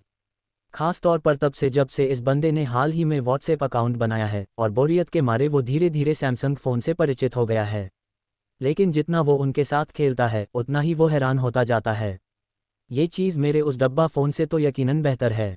लगता है मेरी रिया का टेस्ट अच्छा है। विहान कुर्सी पर लेटे हुए व्हाट्सएप के साथ आने वाला शूटिंग गेम खेल रहा था। सच कहूँ तो इस तरह का बचकाना गेम पहली बार खेलने में उसे काफ़ी अच्छा लगा। तभी रिया कपूर हड़बड़ाते हुए अनु के विला से बाहर भागी और विहान ने दूर से ही भांप लिया कि रिया के साथ कुछ गड़बड़ है। विहान अग्रवाल, जल्दी पुलिस को बुलाओ। रिया का लहजा साफ तौर पर बिगड़ा हुआ था, उसकी सांसें फूल रही थीं और उसके खूबसूरत चेहरे पर चिंता की लकीरें उभर आई थीं। क्या हुआ बॉस, क्या बात है? विहान ने अपना फ़ोन रखा, उसका चेहरा गंभीर हो गया। अनु और बाकी सब गायब हैं और मैंने अभी उनके विला में बहुत सारे खून के धब्बे देखे हैं। खून के धब्बे? विहान की भौहें तुरंत तन गईं। हाँ, जल्दी पुलिस को फ़ोन करो। मुझे शक है कि अनु और बाकी लोग मुसीबत में हैं। अगर हमने जल्दी पुलिस को नहीं बुलाया तो मुझे डर है कि उनकी जान को खतरा हो सकता है, रिया ने घबराहट में कहा। बॉस, चिंता मत करो, शायद हालात उतने बुरे न हों जितना हम सोच रहे हैं। मैं पहले तुम्हें घर छोड़ देता हूँ। बस घर पर मेरा इंतज़ार करना और एक पल के लिए भी घर से बाहर मत निकलना। अगर तुम्हें कुछ भी पता चले तो मुझे तुरंत फ़ोन करना। ठीक है। रेहान ने रिया को, जो थोड़ी कांप रही थी, सहारा देकर खड़ा किया। उसे अनु के लिए परेशान और बेहाल देखकर रेहान का लहजा नर्म हो गया। इस बात ने रिया के दिल को छू लिया। हालांकि वो अनु और बाकियों के लिए बहुत चिंतित थी, लेकिन वो उनकी कोई मदद नहीं कर सकती थी, इसलिए वो चुपचाप घर चली गई और पुलिस को बुलाकर खामोशी से उसकी खबर का इंतजार करने लगी। लेकिन मुझे उन लोगों से डर लग रहा है। सुनो, सब ठीक हो जाएगा, तुम्हारे पास अभी मैं हूँ। जब तक मैं, रेहान अग्रवाल, यहाँ हूँ, उन्हें यकीनन कुछ नहीं होगा, फिक्र मत करो। चलो पहले तुम्हें घर छोड़ दूँ। तुम पहले पुलिस को फ़ोन क्यों नहीं करते, मैं खुद टैक्सी लेकर घर चली जाऊंगी। इस पल रिया को ऐसा लगा जैसे आसमान टूट पड़ा हो। अनु के सिवा उसका दिमाग पूरी तरह खाली था। उसने अभी विला के मुख्य हॉल में खून का एक बड़ा तालाब देखा था, जो ऐसा लग रहा था जैसे अभी अभी बहा हो, जिससे उसकी बाईं आंख फड़कने लगी थी। क्या वाकई उनके साथ कुछ हुआ था? अगर सच में उनके साथ कुछ हो गया तो वो, उनकी कजिन होने के नाते, उनका सामना कैसे करेगी? और सबसे ज़रूरी बात, तान्या गिल भी उनके साथ है। अरे, तुम्हें मेरा आइडिया कैसा लगा? मैं गारंटी देती हूँ कि इससे वो बुढ़ा इतना डर जाएगा कि उसकी पैंट गीली हो जाएगी, यकीन है ना? विला के अंदर एक छोटे अंधेरे कमरे में दीवार के एक छोटे से छेद से दो लड़कियों को सेक्सी नस की ड्रेस पहने देखा जा सकता था। पिछले कुछ दिनों से वे बेहद बोर हो रही थीं। खाने, गेम खेलने और बातें करने के अलावा उन्हें लग रहा था कि करने के लिए कुछ भी नहीं है। उनके लिए रोज़ स्कूल जाना बहुत उबाऊ था। वे बस कभी कभार हाजिरी लगाने जाती थीं, ताकि स्कूल के उन बेदिमाग सीनियर लड़कों से घिरी न रहें, जैसे कि वो कोई नुमाइश की चीज़ हो। तान्या, मेरी कज़िन इतनी परेशान क्यों दिख रही है? तुम्हें लगता है वो पुलिस को बुला सकते हैं? क्या होगा अगर बात हाथ से निकल गई और हम गिरफ्तार हो गए? अनु ने माथे पर हल्की शिकन डाली। उसे अभी भी लग रहा था कि तान्या गिल का ये मजाक बहुत भरोसेमंद नहीं है। चिंता मत करो अनु उस्ताद, वो पुलिस को नहीं बुलाएंगे। हमें गायब हुए अभी 42 घंटे नहीं हुए हैं, इसलिए पुलिस इसे गंभीरता से नहीं लेगी। अरे वैसे अनु उस्ताद, क्या हमें उस अंकल को फ़ोन करना चाहिए? मुझे डर है कि वो बहुत मंदबुद्धि है और हमें ढूंढ नहीं पाएगा, फिर तो मज़ा ही नहीं आएगा। तान्या ने अपनी गर्दन अकड़ाई, अपना सिर टेढ़ा किया और घबराई हुई सी दिखी। उसका खूबसूरत चेहरा लाल हो गया। वो उत्साहित भी थी और थोड़ी डरी हुई भी। अगर अनु ने उसे बदले के बारे में न बताया होता तो वो ऐसा पागलपन भरा आइडिया कभी न सोच पाती, अपने गायब होने का नाटक करना और रेहान अग्रवाल को परेशान करना। रेहान ने पिछली बार विला में अनु को नाराज़ कर दिया था और अनु अभी भी गुस्से में है। इसलिए अनु को खुश करने के लिए तान्या ने हाल ही में बहुत सारी सस्पेंस फिल्में देखी हैं, इस उम्मीद में कि कोई मज़ेदार तरकीब मिल जाए। अध्याय 347। फिर उसे अचानक एक सूझ आई और उसने वाकई वो तरकीब ढूंढ निकाली। चलो अब मारो मुझे। वैसे तान्या, जो मुर्गे का खून तुमने हॉल में डाला था वो कुछ ज़्यादा ही गाढ़ा नहीं था। उसे सूखने में कितना समय लगेगा? बस उस मुर्गे के बारे में सोचकर, जिसे खरीदने के लिए उन दोनों को आज सुबह नाक बंद करके बाजार जाना पड़ा था, उसे उल्टी जैसा महसूस होने लगा, खासकर जब मुर्गे को हलाल किया जा रहा था। दोनों लड़कियां लगभग चीख ही रही थीं। ओह, मुझे सच में नहीं पता। उसे जल्दी सूख जाना चाहिए, है न? तान्या ने अपना सिर खुजलाया, थोड़ी उलझन में दिख रही थी। छोड़ो, चाहे हम करें या ना करें, पहले उस जानवर को फ़ोन करते हैं। वरना हो सकता है वो भावुक हो जाए और हमारी रिपोर्ट करने पुलिस स्टेशन चला जाए, और फिर हम दोनों सच में मुसीबत में पड़ जाएंगे। अनु उस्ताद, क्या तुम डरी हुई हो? तान्या को नहीं लगा कि ये गैरकानूनी है और उसके दिमाग में ये इतना गंभीर नहीं लग रहा था। क्या मैं किस बात से डरूंगी? चूंकि उस कमीने ने मुझसे पंगा लिया है, मैं, अनिका कपूर, उसे सबक सिखाकर रहूंगी। ये मत समझना कि मैं, अनिका, इतनी आसानी से दबने वाली हूँ। अब जब हमने ये कर ही दिया है तो हमें इसे अच्छे से करना होगा। हम उस जानवर को घबराहट में नचा देंगे। ... अगर रेहान और रिया को पता चलता कि ये दो छोटे शैतान घर पर ही गायब हैं, तो वो इतना गुस्सा होते कि खून की उल्टियां करने लगते। वो इतनी बड़ी हो गई हैं और अभी भी ऐसी बचकानी हरकतें कर रही हैं। तभी रेहान का फ़ोन अचानक बज उठा। हेलो, क्या ये अंकल हैं? तान्या की दयनीय आवाज़ फ़ोन के दूसरी तरफ से आई। तान्या, रेहान की आंखें फटी की फटी रह गईं। उसने फ़ोन की तरफ इशारा किया और रिया से फुसफुसाते हुए कहा, ये तान्या गिल है। क्या? तान्या। रिया भी तुरंत अपने आश्चर्य से बाहर आ गई। तान्या, तुम अभी कहाँ हो? कैसी हो? क्या तुम अनु के साथ हो? तुम लोग अभी कहाँ हो? रिया इतनी उत्तेजित थी कि उसने रेहान के हाथ से फ़ोन छीन लिया और लगातार कई सवाल पूछ डाले। दूसरी तरफ तान्या एक पल के लिए अवाक रह गई। उसने काफ़ी देर तक कोई आवाज़ नहीं निकाली, जैसे कि वो मर गई हो। ओह अनु उस्ताद, फ़ोन रिया दीदी ने उठाया है। अब मुझे क्या कहना चाहिए? विहान से झूठ बोलना तान्या के लिए कोई समस्या नहीं है, लेकिन अगर उन्हें रिया से झूठ बोलना पड़े तो ये उन दोनों के लिए थोड़ा मुश्किल है। कजिन, अनु चौंक गई, और जो चिकन लेग वो खा रही थी वो तान्या की घबराहट से लगभग उसके मुंह से गिर ही गया था। बेशक तुम्हें उन्हें बताना चाहिए। क्या तुम चाहती हो कि मैं अपनी कजिन से झूठ बोलूं? ये आइडिया तुम्हारा था तो तुम्हें ही इस झूठ को अंत तक निभाना होगा। अनु भाई, तुम साफ तौर पर जिम्मेदारी से भाग रही हो। हालांकि ये आइडिया मेरा था, लेकिन ये तुम्हारी सहमति से था। तुम सब कुछ मुझ पर क्यों डाल रही हो? सच कहूं तो मैंने ये सब तुम्हारे लिए किया। तान्या ने अपनी आंखें घुमाईं और अपने आप में बड़बड़ाई, लेकिन अनु के सामने ऊंची आवाज में कहने की उसकी हिम्मत नहीं हुई। रिया दीदी, मैं बहुत दुखी हूं, मैं इतनी दयनीय हूं कि मर ही जाऊंगी। अनु के साथ अपनी चर्चा खत्म करने के तुरंत बाद मुंह में एक बड़ा सा चिकन लेग ठूंसकर इस लड़की ने रोना शुरू कर दिया और रिया से भीख मांगने लगी कि वो कहे कि वो कितनी दयनीय है। तुम अभी कैसी हो? कहाँ हो? आखिर हुआ क्या है? चूंकि रिया बहुत चिंतित थी, तान्या के वाक्य पूरा करने से पहले ही उसने सवाल पूछना शुरू कर दिया। हम अभी। तान्या को एक पल के लिए कोई कारण नहीं सूझा और वो काफी देर तक रिया के सवाल का जवाब नहीं दे पाए। इसके बजाय मुंह में चिकन लेग ठूंसकर वो स्पष्ट रूप से बुदबुदाई, वाह रिया दीदी, हम बहुत दुखी हैं। हम सच में बहुत दुखी हैं। अनु और मैं अब बहुत दयनीय हालत में हैं। तान्या को मुंह में चिकन लेग ठूंसकर अकेले ही एक्टिंग करते देख अनु भी उसकी एक्टिंग स्किल्स देखकर बार बार चकरा रही थी। ये क्या बकवास है? तान्या, क्या तुम बंदरों की फौज की जोकर हो? इस पल अनु के मुंह में भी एक बड़ा सा चिकन लेग था। वो अविश्वास से अपनी आंखें फाड़े घूर रही थी। वाह रिया दीदी, प्लीज अंकल को फ़ोन दो। मुझे उनसे अभी बहुत कुछ कहना है। मैं सच में उनसे बात करना चाहती हूँ। वाह। तान्या नखरे दिखाने लगी। रिया बुरी तरह डरी हुई थी। उसे लगा कि तान्या और अनिका को सच में किसी बुरे आदमी ने किडनैप कर लिया है। हेलो, क्या ये तान्या है? विहान ने फ़ोन लिया और उसे थोड़ा अजीब लगा। क्या उन दोनों को किडनैप कर लिया गया था और वो उससे बात करने की जिद क्यों कर रहे थे? वाह अंकल, मैं हूँ। तान्या सुबकी, उसका मुंह चिकन लेग से भरा हुआ था। तुम्हें क्या हुआ है? तान्या की आवाज़ सुनते ही विहान हंस पड़ा। अंकल, हम बहुत दुखी हैं। ओह अनु उस्ताद, और मेरे पास अभी खाने के लिए खाना भी नहीं है। ये बहुत दयनीय है, बहुत दयनीय। मैंने लोगों को क्यूट बनने और नखरे दिखाने के बारे में सुना है, लेकिन मैंने कभी किसी को फ़ोन के दूसरी तरफ दयनीय और दुखी होने का नाटक करते नहीं देखा। तुम्हारे पास खाने के लिए भी खाना नहीं है? क्या हालत इतनी खराब है? विहान ने हैरानी से पूछा। हाँ अंकल, मैं अभी इतनी दुखी हूँ कि मेरे पास खाने के लिए कुछ भी नहीं है। अंकल, प्लीज़ मुझे और अनु उस्ताद को बचा लो। ओह बोलते बोलते लड़की फिर से दयनीय होने का नाटक करने लगी। अरे बाप रे, उसका मुंह खाने से भरा हुआ था और वो कह रही थी कि वो दुखी है। उसके पास खाने के लिए खाना नहीं है। किसे बेवकूफ़ बना रही हो? कैसा है? पास खड़ी रिया साफ तौर पर चिंतित थी। जितना ज्यादा समय बीत रहा था उसका मूड उतना ही खराब हो रहा था। मैं कैसे बताऊं? विहान ने हाथ हिलाया, रिया को इशारा किया कि ज्यादा चिंता न करे। अंकल, क्या आप मुझे सुन रहे हैं?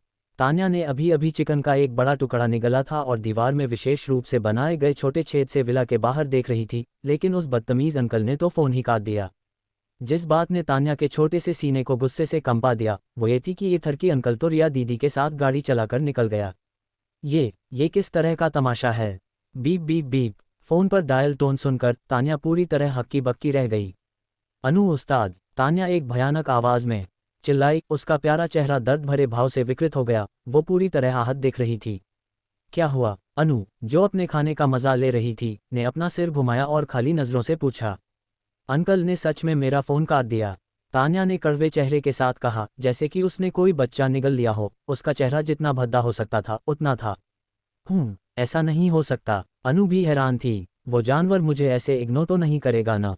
अगर सच में कोई इस बार उन्हें किडनैप करने की कोशिश कर रहा है तो क्या वो जानवर सच में उन्हें बचाना नहीं चाहता? अनु उस्ताद, लगता है हमारा प्लान फेल हो गया। इस पल तान्या पूरी तरह निराश थी। उसने कभी उम्मीद नहीं की थी कि विहान उस रणनीति को एक नज़र में भांप लेगा जो उसने अपने शातिर दिमाग से बनाई थी। ये तो कोई विज्ञान नहीं है। तो अब हम क्या करें? मुझे कैसे पता होगा कि क्या करना है? ज़्यादा से ज़्यादा हमें बस एक नया प्लान बनाना होगा, तान्या ने कहा। मुझे पता था कि उस जानवर के इरादे नेक नहीं हैं। अब जब मुझे मेरी कज़िन के साथ उसके चक्कर का पता चल गया है तो वो यकीनन मुझसे बदला लेने का मौका ढूंढ रहा है। ये मत सोचना कि मैं इतनी आसानी से हार मान लूंगी। मैं उस जानवर को इसकी कीमत चुकाने पर मजबूर कर दूंगी। अनिका ने अपने मन में गुप्त कसम खाई, लेकिन अभी उसने बोलना खत्म भी नहीं किया था कि गुप्त कमरे का दरवाज़ा अचानक धड़ाम से खुला। विहान अपने होठों पर सिगरेट दबाए गेट से एक एक कदम बढ़ाते हुए अंदर आया। जानवर, अंकल, दोनों औरतें एक साथ सदमे में चिल्ला उठीं। मजा आया? विहान ने पूछा। उसके होठों पर सिगरेट लटकी हुई थी। वो उन दोनों को एक आधी अधूरी मुस्कान के साथ देख रहा था। तुम्हें तुम्हें कैसे पता चला कि हम यहाँ थे? अनु अपनी खूबसूरत आंखों में अविश्वास लिए घूर रही थी। क्या इस जानवर के पास एक्स-रे विजन है? बताओ, ये घटिया आइडिया किसका था? ये उसी का था। ये तान्या ने किया था। इसका मुझसे कोई लेना देना नहीं है। अनु ने काफी बेईमानी से सीधे तान्या की तरफ इशारा किया, जिसका मुंह खाने से भरा हुआ था और जो पूरी तरह हैरान दिख रही थी। तान्या, माफ करना, ये आइडिया मूल रूप से तुम्हारा था, तो अभी के लिए जिम्मेदारी तुम्हें ही लेनी होगी। ओह, मैं जा रही हूँ। इससे पहले कि तान्या कोई प्रतिक्रिया दे पाती, अनु ने मेज पर रखा खाना बेधड़क उठाया और बाहर भाग गई। जाते जाते उसने विहान के कान में कुछ फुसफुसाया, तान्या की तरफ इशारा करते हुए कुछ ऐसा कहा जो समझ में नहीं आया। फिर तान्या के सदमे के लिए वो सच में अपनी छोटी कमर मटकाते हुए बस वहां से चली गई। वाह अनु उस्ताद, मैंने कभी नहीं सोचा था कि तुम इतनी दगाबाज निकलोगी। तुम सच में अकेले चली गईं। क्या तुम्हें अब तान्या नहीं चाहिए? अनु को अपनी आंखों के सामने गायब होते देख हाथों में खाने का ढेर लिए तान्या को रोना आ गया। जिस बात ने तान्या को सबसे ज्यादा परेशान किया वो ये थी कि इस अंकल ने अनु उस्ताद को रोका भी नहीं, बस उसे जाने दिया। क्या वो सच में उसे निशाना बनाने का इरादा रखता था? वाह, आखिर ये अंकल मेरे साथ आगे क्या करने वाला है? क्या वो मुझे मारेगा? वाह, मुझे बहुत डर लग रहा है। ये पागलपन भरा आइडिया तुम्हारा था। विहान की मुस्कान धीरे धीरे फीकी पड़ गई, उसकी जगह एक मजाकिया भाव ने ले ली। इस सुनसान माहौल में तान्या को थोड़ा डर लगने लगा। अंकल, मैं बेकसूर हूँ। वैसा नहीं है जैसा आप सोच रहे हैं। क्या आप मुझे समझाने का मौका दे सकते हैं?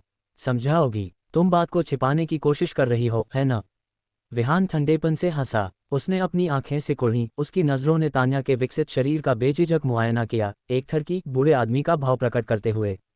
वो कामुकता से मुस्कुराया। इस बूढ़े के साथ ऐसे खेलना क्या अच्छा लगता है? अब जब तुमने अपने मजे ले लिए तो क्या अब इस बूढ़े की बारी नहीं है? अंकल, आप क्या करने की कोशिश कर रहे हैं? प्लीज ऐसा मत कीजिए। ठीक है, मुझे डर लग रहा है। तान्या ने अपनी भीगी आंखों से उसे घूरा और एक एक कदम पीछे हटने लगी। उसके हाथ उसके सीने पर कसकर लिपटे हुए थे, जिससे ऐसा लग रहा था कि विहान उस पर हमला करने ही वाला है। मैं क्या करना चाहता हूँ? हे, तुम जानती हो मेरा क्या मतलब है। विहान ने एक दुष्ट मुस्कान बिखेरते हुए अपने दाहिने हाथ से अपनी थोड़ी सहलाई। अंकल, प्लीज मुझे डराए मत, मैं सच में डरी हुई हूँ। तुम्हें क्या लगता है इस बूढ़े को बेवकूफ़ बनाना इतना आसान है? क्या तुम अपने प्लान की वजह से अभी बहुत सफल और निपुण महसूस कर रही थीं? अगर तान्या और अनु सिर्फ उसे चिढ़ा रही होती तो बात अलग थी। लेकिन सबसे ज़रूरी बात यह है कि इन दो जवान लड़कियों ने सच में भेड़िया आया वाला ड्रामा शुरू कर दिया, और यहाँ तक कि रिया, जो उनकी परवाह करती थी, वो भी उनसे बेवकूफ़ बन गई। इस बात को विहान सच में बर्दाश्त नहीं कर पा रहा था। क्या तुमने भेड़िया आया वाले लड़के की कहानी सुनी है? विहान ने पूछा। अध्याय 348। अंकल, मुझे पता है मुझसे गलती हुई है, प्लीज मुझे ऐसे डराना बंद कीजिए। इस पल तान्या हाथ में चिकन लेग पकड़े हुए थी, एक बाइट लेते हुए पीछे हट रही थी। ये किसी डरे हुए इंसान का बर्ताव तो हरगिज नहीं था। ये साफ तौर पर जानबूझकर विहान को उकसाने की कोशिश थी ताकि वह उसके साथ कुछ गलत करे। बोलो, अब जब तुम्हें पता है कि तुम गलत हो तो तुम्हें क्या करना चाहिए? विहान को उससे ज्यादा बात करने में कोई दिलचस्पी नहीं थी। चूंकि उसने गलती की थी, इसलिए उसे आलोचना और शिक्षा स्वीकार करने के लिए बहादुर होना चाहिए। अंकल, आप मुझे मारने तो नहीं वाले, है ना? तान्या ने देखा कि उसके चेहरे की मुस्कान फीकी और फीकी होती जा रही थी, और उसे एहसास हुआ कि सामने खड़े अंकल के इरादे कुछ ठीक नहीं हैं। मैं तुम्हें नहीं मारूंगा, विहान ने शांति से कहा, लेकिन वो बिना अपनी रफ्तार कम किए तान्या की तरफ बढ़ता रहा।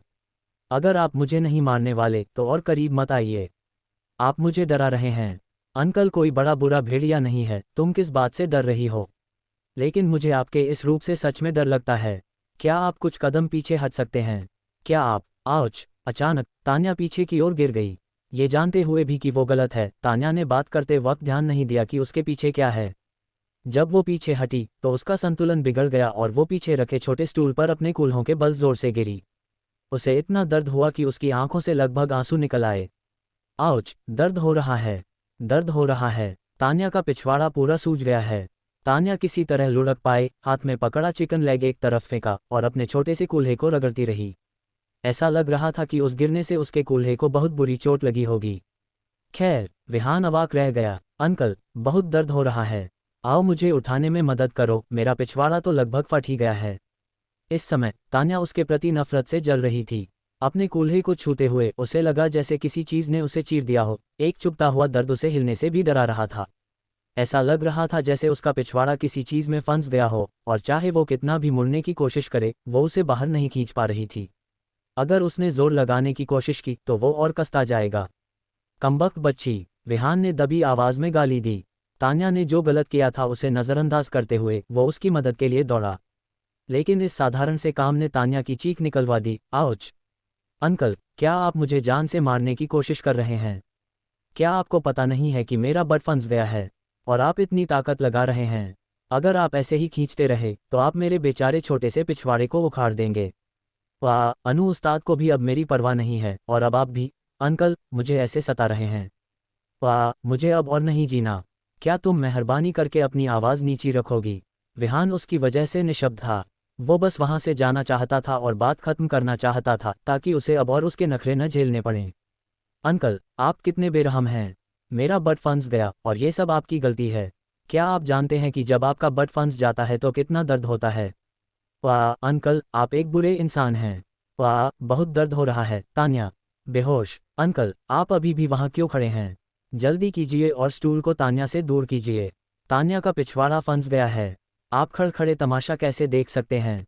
दर्द के मारे तान्या का प्यारा सा चेहरा लगभग पसीने से ढका हुआ था। कुछ दिन पहले अनु और मैंने ऑनलाइन एक सेक्सी नर्स की ड्रेस ऑर्डर की थी। मैं बस इसे पहनकर देखना चाहती थी कि ये मुझ पर कैसी लगती है, लेकिन मैंने इसे एक दिन भी नहीं पहना और अब मेरा बट उस कमबख्त कुर्सी से दब गया है। ये अंधेरा कमरा आमतौर पर पुराने और टूटे फूटे फर्नीचर और चीज़ों से भरा रहता है। मुझे कभी नहीं पता था कि मैं इतनी बदकिस्मत होंगी। सबसे ज़्यादा गुस्सा दिलाने वाली बात यह है कि ये अंकल बस पास खड़े होकर देख रहे थे, पूरी तरह से बेखबर। दूसरे इंसान का बट फंसा हुआ था और वो बस वहाँ एक बेवकूफ़ की तरह खड़े थे। क्या वो जानबूझकर ऐसा कर रहे थे? तुम इसी के लायक हो। किसने कहा था तुम्हें ऐसा भयानक आइडिया सोचने को? अब देखो क्या हुआ। अंकल, क्या वक्त हुआ है? जब मैं मुसीबत में हूं तो आप मुझे और ताने क्यों मार रहे हैं? क्या आपके अंदर कोई इंसानियत नहीं है? वाह, बहुत दर्द हो रहा है। तान्या कितनी दयनीय है। अंकल, आप बुरे इंसान हैं। अंकल, अगर मेरे पिछवाड़े को कुछ हुआ तो मैं आपको याद रखूंगी। विहान को न हिलता देख तान्या फिर से रिरियाने के सिवा कुछ न कर सकी। उसके बट को क्या हो सकता है? विहान हैरान था। ठीक है, ठीक है, मैं तुम्हें ऊपर उठाने में मदद करता हूँ, क्या इतना काफ़ी नहीं है? विहान ने काले चेहरे के साथ कहा। अरे तान्या, क्या तुम प्लीज़ हिलना डुलना बंद करोगी? उसकी बात सुनकर विहान के चेहरे का भाव कुछ असामान्य हो गया। क्या हुआ अंकल, क्या आप जल्दी कर सकते हैं? मेरे पिछवाड़े में सच में बहुत दर्द हो रहा है। अगर आपने जल्दी नहीं की तो मेरा पिछवाड़ा सच में बर्बाद हो जाएगा। ओह ओह, मेरा बेचारा छोटा सा पिछवाड़ा, बहुत दर्द हो रहा है। चटाक! विहान ने तान्या के पिछवाड़े पर जोर से थप्पड़ मारा। क्या तुम प्लीज़ शांत रहोगी? क्या तुम थोड़ी कम आवाज़ कर सकती हो? वाह अंकल, क्या वक्त हुआ है? आप अभी भी मुझे क्यों मार रहे हैं? वाह अंकल, आप कितने मतलबी हैं। अगर आप मेरे बट को छूना चाहते थे तो आपको बस कह देना चाहिए था। आपको इधर उधर की बातें करने और मेरे छोटे से पिछवाड़े को थपथपाने की क्या ज़रूरत थी? आपको पता है कितना दर्द होता है? तान्या की आंखों में आंसू भर आए थे, जैसे किसी भी पल छलक पड़ेंगे। उद्धरण चिन्ह डॉट डॉट डॉट उद्धरण चिन्ह। विहान निशब्द था। जब उसके कूल्हे आज़ाद हो गए तो वो दर्द में उन्हें रगड़ती रही। अंत में उसने विहान से अपने कूल्हे देखने के लिए भी कहा। क्या? विहान आश्चर्य से चिल्लाया। अंकल, मुझे कैसे पता चलेगा कि मेरे बट की चोट गंभीर है या नहीं अगर आप चेक नहीं करेंगे? तान्या को किसी बात की परवाह नहीं थी। अब विहान को उसे जान से मारने का मन कर रहा था। जाओ यहाँ से, वापस जाकर शीशे में देखो, अपना पिछवाड़ा बाहर निकालो और देखो। विहान उस पर ध्यान देने के लिए बहुत आलसी महसूस कर रहा था। नहीं नहीं, मैं बस चाहती हूँ कि आप मुझे देखकर बताएं, तान्या ने बड़े प्यार से कहा। आखिरकार ये देखकर कि वह उसे मना नहीं सकता, विहान केवल हाथ बढ़ाकर उसकी पैंट नीचे खींचकर एक नज़र ही डाल सकता था। सिजल! लेकिन तभी गुप्त कमरे का दरवाज़ा अचानक धकेलकर खोला गया और अनु फलों की एक छोटी प्लेट पकड़े हुए थी। अंदर जो नज़ारा उसने देखा उससे वो पूरी तरह सन रह गई। तान्या की पैंट नीचे खींची हुई थी और वो जानवर अपने शैतानी पंजे फैलाने ही वाला था और वो बहुत दर्द में लग रही थी। जब अनु ने अपनी नज़रें उस जानवर की तरफ घुमाईं तो उसने पाया कि वो तान्या के ठीक पीछे खड़ा था, खास तौर पर उसकी पैंट में दिख रहा वो सख्त और स्पष्ट उभार। इस नज़ारे ने अनु को पूरी तरह हिलाकर रख दिया। एक पल में अनु के दिमाग में सैकड़ों परिदृश्य कौंध गए कि उन दोनों ने अभी क्या किया होगा। लेकिन हर बार जब उसने उस जानवर के तान्या को दर्द में चीखने के बारे में सोचा तो अनु को घिन आने लगी। उसने और तान्या ने पहले उस तरह की पोन देखी थी, लेकिन हर बार जब वो फीमेल लीड की दर्दनाक चीखें सुनती तो उसे लगता कि वो कभी किसी मर्द के साथ ऐसा कुछ नहीं करेगी। यहाँ तक कि आमतौर पर मासूम तान्या भी इस भावना को दोहराती थी, ये घोषणा करते हुए कि वो कभी भी ऐसा कुछ नहीं करेगी जिससे उसे चोट पहुंचे। लेकिन अब सब कुछ बदल गया है। क्या सच में उनके बीच अभी कुछ अशुद्ध हुआ था? तुम दोनों, अनु, बात वैसी नहीं है जैसी तुम कल्पना कर रही हो। शायद तुम्हें गलतफहमी हुई है। सच में बात वैसी नहीं है जैसा तुम सोच रही हो, विहान ने जल्दी से सफाई दी। वाह अंकल, मेरे पिछवाड़े में बहुत दर्द हो रहा है। अभी भी बहुत दर्द हो रहा है। वाह, मुझे चेकअप के लिए अस्पताल जाना होगा। मुझे चिंता है कि कहीं कोई डैमेज ना हो गया हो। तान्या ने मुंह फुलाया, बिल्कुल भी शर्म नहीं दिखाई। इसके बजाय उसने अनु के ठीक सामने अपना अंडरवियर पहना और फिर अपनी टांगों को बहुत मुश्किल से हिलाना शुरू किया, जैसे कि किसी ने सच में अभी उसके शरीर के किसी खास हिस्से को छुआ हो। विहान अब खुद को समझाने में पूरी तरह असमर्थ था। मुझे कभी उम्मीद नहीं थी कि तुम इस तरह के इंसान होगे। अनु ने उसकी तरफ उंगली उठाते हुए कड़वाहट से कहा। हाँ, मैंने कभी नहीं सोचा था कि अंकल इस तरह के इंसान होंगे। उन्होंने मुझे इतना बुरा महसूस कराया है। वाह। इस पल तान्या आग में घी डालना नहीं भूली। उसे परवाह नहीं थी कि जब उसने ये शब्द कहे तो अनु क्या सोचेगी। जो बात अनजाने में कही गई हो सकता है सुनने वाले ने उसे दिल पर ले लिया हो। विहान को आखिरकार समझ आ गया कि ये दोनों लड़कियां उसे फिर से चिढ़ाने के लिए कोई चाल चल रही हैं। ये देखकर कि समस्या को सामान्य तरीकों से हल नहीं किया जा सकता, विहान ज्यादा कुछ नहीं कहना चाहता था। वो बस चुप रहा, अपनी जेब से एक सिगरेट निकाली, इत्मीनान से उसे जलाया, एक गहरा कश लिया और फिर अनु के सदमे के लिए होठों पर सिगरेट दबाए उसके पास से गुजर गया। जाते जाते उसे एक भड़काऊ नजरों से देखना नहीं भूला। फिर वो गुनगुनाते हुए बाहर की ओर बढ़ा, काफी खुश दिख रहा था। थोड़ी देर बाद तान्या ने अपने पिछवाड़े को सहलाया, अपना प्यारा सा छोटा मुंह फुलाया और दौड़कर अनु के पास गई। अनु उस्ताद, प्लान बी भी फेल हो गया। अब हम क्या करें? वो बेशर्म जानवर, उसने मेरी कजिन का फायदा उठाया और अब वो तुम्हारा भी फायदा उठा रहा है। मैं अपनी कजिन को उसके बुरे कारनामों के बारे में बताऊंगी। वैसे क्या उस जानवर ने अभी तुम्हारे साथ कुछ अनुचित किया? नहीं, तान्या जैसी होशियार लड़की का फायदा कोई बुरा आदमी कैसे उठा सकता है? तान्या ने अपना पिछवाड़ा रगड़ते हुए जोर से सिर हिलाया। वो लगातार इनकार कर रही थी कि अभी उसके और विहान के बीच क्या हुआ था। ये अच्छी बात है, अनु ने राहत की सांस लेते हुए सिर हिलाया। ... जैसे ही विहान घर लौटने के बाद अंदर कदम रखा, दरवाज़ा खोलने से पहले ही उस हैंडसम आदमी के भारी भरकम शरीर ने उसे जोर से टक्कर मारी, लगभग उसे गिरा ही दिया। अरे मोटे, क्या तुम ये जानबूझकर कर रहे हो? हैंडसम आदमी ने अपना सिर उठाया और उसकी तरफ एक नज़र डाली, फिर अपना सिर एक तरफ घुमा लिया, उसकी मौजूदगी को पूरी तरह नज़रअंदाज करते हुए, और धीरे धीरे सोफे की तरफ बढ़ा। उसका विशाल शरीर एक खूंखार बाघ जैसा लग रहा था। विहान, क्या तुम्हें अनु मिल गई? विहान की आवाज़ सुनकर रिया कपूर हड़बड़ाते हुए दूसरी मंजिल से नीचे भागी और घबराहट में पूछा। हमें मिल गई, और हालात हमारी कल्पना से कहीं बेहतर हैं। फ्रिज खोलने के बाद विहान ने स्प्राइट की एक बोतल निकाली और सोफे पर आराम करते हुए उसे पीने लगा। तुम्हारा क्या मतलब है? रिया की ठंडी आंखें गंभीर हो गईं। क्या वे ठीक हैं? नहीं, तो अभी तुम्हारे कहने का क्या मतलब था? रिया के चेहरे पर चिंता के भाव देखकर विहान का उसके साथ खेल खेलने का कोई मूड नहीं था, इसलिए उसने उसे पूरी कहानी बता दी। विहान ने सोचा था कि उसकी कहानी सुनने के बाद रिया यकीनन अच्छा काम करने के लिए उसकी तारीफ करेगी, लेकिन रिया का जवाब बहुत ही सीधा और स्पष्ट था। गनीमत रही कि विहान ने तान्या गिल के साथ होने वाली कहानी को थोड़ा सरल कर दिया था, वरना ये कल्पना करना मुश्किल है कि इसे सुनने के बाद रिया क्या सोचती। ... शाम तक, जैसा कि विहान ने अनुरोध किया था, बाज चुपचाप हर्षवर्धन बोमन के घर के आसपास पहरा देता रहा। जब घुप अंधेरी रात में हल्की सी हलचल हुई तो बाज समझ गया कि वे आ गए हैं। अपने बड़े भाई के निर्देशों का पालन करते हुए उसने दुश्मन को चौकन्ना नहीं किया, बल्कि पुलिस को कॉल किया, जैसा विहान ने सुझाव दिया था। जैसे ही ये नकाबपोश आदमी हर्षवर्धन बोमन के घर में कूदे, कुछ ही मिनटों में पुलिस, जो पहले से ही अलर्ट पर थी, ने 100 से ज्यादा स्पेशल पुलिस ऑफिसर्स को भेज दिया। अचानक अपनी वर्दी में सैकड़ों स्पेशल पुलिस ऑफिसर्स अंधेरे से निकल आए। गोलियों की आवाज़ें, चीखें और लड़ाई का शोर जल्दी ही एक साथ मिल गए। दर्जनों काले कपड़े पहने आदमी खून से लथपथ हर्षवर्धन बोमन के घर से भागने और उपनगरों की ओर जाने के बाद ये देखकर भयभीत हो गए कि काले कपड़ों में एक लंबा, खूंखार दिखने वाला आदमी रात के सन्नाटे में खामोशी से खड़ा है, हाथ में एक लंबी काली तलवार लिए और एक शैतानी मुस्कान के साथ उन्हें देख रहा है। ये व्यक्ति और कोई नहीं बल्कि बाज था, जो शुरू से ही घात लगाए बैठा था और उन्हें ट्रैक कर रहा था। तुम कौन हो? लीडर, काले कपड़ों में एक युवक गंभीर चेहरे के साथ आगे बढ़ा और पूछा। वो जो तुम्हें मारेगा। बाज हंसा, उसकी आवाज़ बर्फीली, ठंडी और किसी भी भावना से रहित थी। हे, मुझे डर है कि तुम में अकेले ये क्षमता नहीं है ना? युवक ने उपहास किया। क्या होगा अगर मुझे शामिल कर लिया जाए? उसी पल दर्जनों लोगों के पीछे से एक भारी, बूढ़ी और हैरान कर देने वाली आवाज़ आई। विहान, तन काले कपड़े पहने और चेहरे पर एक प्राचीन कांस्य मुखौटा लगाए, उन्हें आधी अधूरी मुस्कान के साथ देख रहा था। मौत, मौत। जब सब लोग उलझन में मुड़े तो उस नकाबपोश आदमी को प्रकट होते देख सन रह गए। अध्याय 349। ओह, तुम मुझे जानते हो। विहान ने एक भौं उठाई। वो घास में चुपचाप खड़ा था, लेकिन उसके शरीर से जो आभा निकल रही थी, उसने दर्जनों लोगों को अनायास ही सहने पर मजबूर कर दिया। जान पहचान से कहीं बढ़कर मौत ने पूरे दक्षिण पूर्व एशिया में तबाही मचा दी थी। लास वेगास में एक ऊंचे दांव वाले जुए में पौराणिक 13 बाज का नेतृत्व किया था, यहाँ तक कि सब कुछ हारने के बाद सट्टा सम्राट को आत्महत्या करने पर मजबूर कर दिया था। उसने एक बार अकेले ही 2000 से ज्यादा आदमियों की फौज को 13 की कीमत पर रोके रखा था। हालांकि मौत अंततः हार गया, लेकिन उस लड़ाई ने सच में दुनिया को हिलाकर रख दिया था। यहाँ तक कि स्वर्ग द्वार, जिसने एक बार मौत को त्याग दिया था, अब अपने पिछले कार्यों पर कुछ पछतावा कर रहा था। तुम मरे नहीं थे। क्या तुम उस लड़ाई में बच गए थे?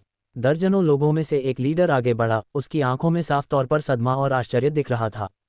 इस दुनिया में बहुत से लोग हैं जो मुझे मरा हुआ देखना चाहते हैं, लेकिन अंत में मैं ही हूं जो बच जाता हूं।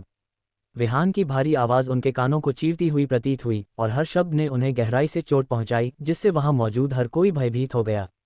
मौत, अगर तुम हमारे संगठन में शामिल होने के लिए तैयार हो, तो हम तुम्हें जो ट्रीटमेंट देंगे वो निश्चित रूप से उससे बेहतर होगा जो तुम्हें स्वर्ग द्वार में मिला था। लीडर युवक ने उसे अपनी ओर करने की कोशिश की। शरण लून, हे, क्या तुम्हें लगता है कि जापानी कुत्तों के साथ शरण लेना सम्मान की बात है? विहान ने अपनी नाक की नोक को छूते हुए उपहास किया। मौत, मैं जानता हूं कि तुम ताकतवर हो, लेकिन सिर्फ अपनी ताकत के दम पर आज शायद मुश्किल है ना? ये देखकर कि विहान का उनके साथ शामिल होने का कोई इरादा नहीं है, लीडर युवक ने बातचीत करने की कोशिश बंद कर दी। उसने जारी रखा, तुम्हें पहले ही स्वर्ग द्वार द्वारा त्याग दिया गया है। क्या तुम सच में उम्मीद करते हो कि वे तुम्हें रखेंगे? अगर उन्हें पता चला कि तुम अभी भी जिंदा हो, तो मुझे लगता है कि मौत को अपनी वर्तमान स्थिति हमसे बेहतर समझनी चाहिए। जब तक तुम हमारे संगठन में शामिल होते हो, मैं संगठन की ओर से तुम्हारी सभी मौजूदा मांगों को पूरा कर सकता हूं, यहाँ तक कि स्वर्ग द्वार को भी। जब युवक ने ये शब्द कहे तो वो अपने संगठन को लेकर ज़रूरत से ज़्यादा आश्वस्त लग रहा था, यहाँ तक कि दुनिया के 4 शीर्ष भाड़े के समूहों में से एक स्वर्ग द्वार को भी अपनी आंखों में कुछ नहीं समझ रहा था। स्वर्ग द्वार, क्या तुम्हें लगता है कि तुम स्वर्ग द्वार से तुलना करने के लायक हो? क्या तुम्हें यकीन है कि तुम अपने पीछे के संगठन का प्रतिनिधित्व कर सकते हो? तुम बस कुत्तों का एक झुंड हो, तुम्हें मुझसे इस तरह बात करने का कोई हक नहीं है। मुखौटे के पीछे से विहान अभी भी उन्हें ठंडी नज़रों से घूर रहा था, जैसे वध के लिए मेमनों के झुंड को देख रहा हो। मुझे लगता है कि तुम अपनी मौत मांग रहे हो। आखिरकार विहान के शब्दों से दूसरा पक्ष भड़क गया। उसने बार बार उसे बर्दाश्त किया था, लेकिन उसने फिर भी उसकी कद्र नहीं की। तो देखते हैं पहले कौन मरता है।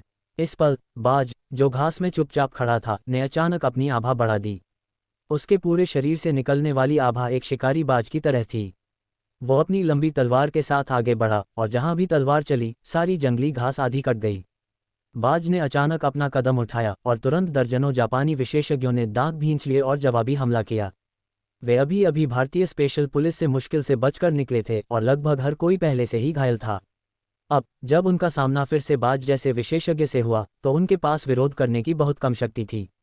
एक ही वार में बाज के भयंकर हमले ने उस गठन को चकनाचूर कर दिया जिसे दर्जनों लोगों ने मुश्किल से बनाए रखा था। तभी बाज को समझ आया कि उसके बॉस ने उसे पहले पुलिस को बुलाने के लिए क्यों कहा था। पता चला कि दुश्मन की लड़ने की ताकत को नष्ट करने के लिए भारतीय स्पेशल पुलिस की जरूरत थी, ताकि उन्हें एक ही झटके में आसानी से मिटाया जा सके। मारो! बाज लड़ने के जोश के साथ दहाड़ा, उसकी तलवार चमकी, हर वार खून की लकीर छोड़ गया। वो पहाड़ से उतरते हुए एक बाघ की तरह था, जहां भी वो गया, गूंजती हुई दर्दनाक चीखें किसी की भी रीढ़ में सिहरन पैदा कर देती थीं। पफ! हर तरफ खून के छींटे उड़े। सबसे आगे खड़ा युवक, जो पहले से ही गोली लगने से घायल था, बाज के भयंकर हमलों को झेलने के बाद आखिरकार थकावट से हार गया। बाज के भयंकर हमले के तहत उसका सिर धड़ से अलग कर दिया गया। खून की धुंध की लहरों ने आखिरकार उसके पीछे खड़े जापानी विशेषज्ञों को और सहन करने में असमर्थ बना दिया, क्योंकि वे पहले से ही गंभीर रूप से घायल थे। चलो, बाज की भयंकर मार को देखकर बचे हुए 5 जापानी विशेषज्ञ पूरी तरह से निराश हो गए थे। उन्होंने एक लाइन बनाई और विहान की ओर दौड़े, भारी संख्या के साथ, मौत की सुरक्षा को तोड़ने की कोशिश करते हुए। अफसोस की बात है कि अगर उन्होंने इसके बजाय बाज को चुना होता तो शायद उनके पास उम्मीद की एक किरण होती, लेकिन उन्होंने विहान को चुना और वे बहुत बुरी मौत मरेंगे। 5 आदमियों ने एक कतार बनाई, हर कोई जापानी तलवार लिए हुए और सीधे विहान पर हमला करते हुए।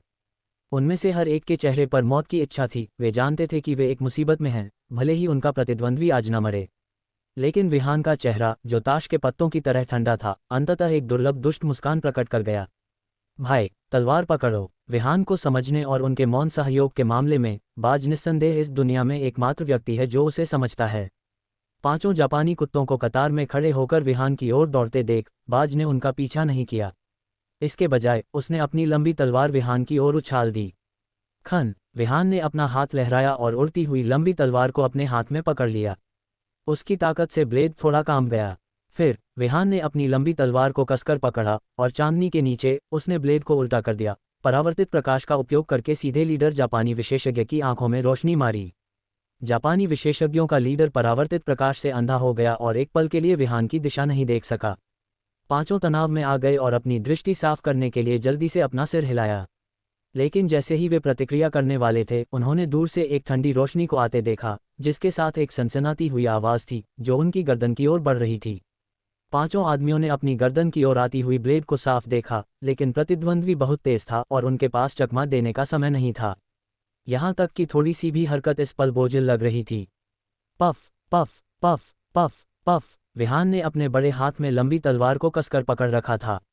एक भूतिया आकृति तुरंत उनके सामने प्रकट हुई, अपनी तलवार को भयंकर ताकत के साथ चलाते हुए, उनकी गर्दनों पर एक शातिर वार करते हुए। एक पल में खून की फुहार छोड़ते हुए 5 सिर उस गोते की अपार शक्ति से काट दिए गए। लेकिन इससे पहले कि 5 सिर जमीन पर गिर पाते, विहान ने अपना हाथ उठाया और हाथ में पकड़ी लंबी तलवार को हवा में फेंक दिया।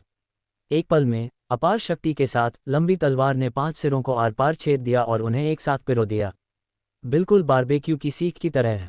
खन, 5 खूनी सिरों को छेदती हुई लंबी तलवार हिंसक रूप से जमीन की ओर गिरी। 5 सिरों के संयुक्त वजन के कारण जैसे ही वे दसियों मीटर की ऊंचाई से गिरे, 5 सिर जमीन से टकराए, जिससे हड्डियां और मांस तुरंत चकनाचूर हो गए।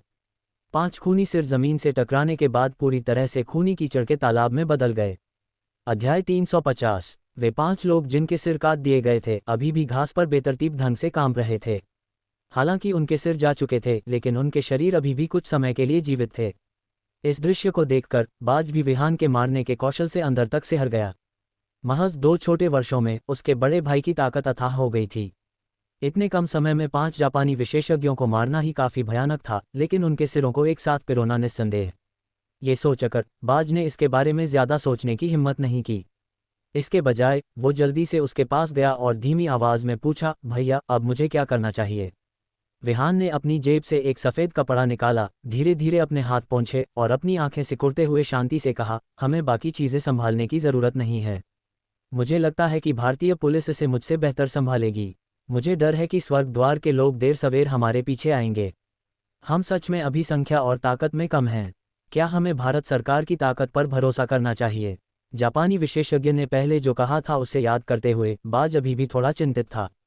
आखिरकार वो और विहान अभी भी जिंदा थे और उनका पूर्व संगठन उन्हें इतनी आसानी से जाने नहीं देगा। देर सवेर उनके ठिकाने का पर्दाफाश जरूर होगा और शायद ज्यादा वक्त नहीं लगेगा जब स्वर्ग द्वार के लोग उनके दरवाजे पर दस्तक देंगे। जो होना है वो देर सवेर होकर रहेगा। विहान ने आह भरी, अपना सिर पीछे झुकाया और विचारमग्न होकर रात के आसमान को निहारने लगा। उसकी गहरी ठंडी आंखें जैसे भविष्य को देख रही थीं, सब कुछ उसके नियंत्रण में था। हर्षवर्धन बोमन की हवेली पर जापानी विशेषज्ञों के इस रात के छापे ने उदयपुर शहर में काफी हलचल मचा दी। विहान के प्रचार प्रयासों से हर्षवर्धन बोमन की बदनामी हर किसी को पता चल गई। जनता के कड़े दबाव के तहत भारतीय पुलिस को आखिरकार लेवल 1 अलर्ट जारी करने के लिए मजबूर होना पड़ा, जिसमें भारत में सभी जापानी ठिकानों को पूरी तरह से खत्म करने का आदेश दिया गया।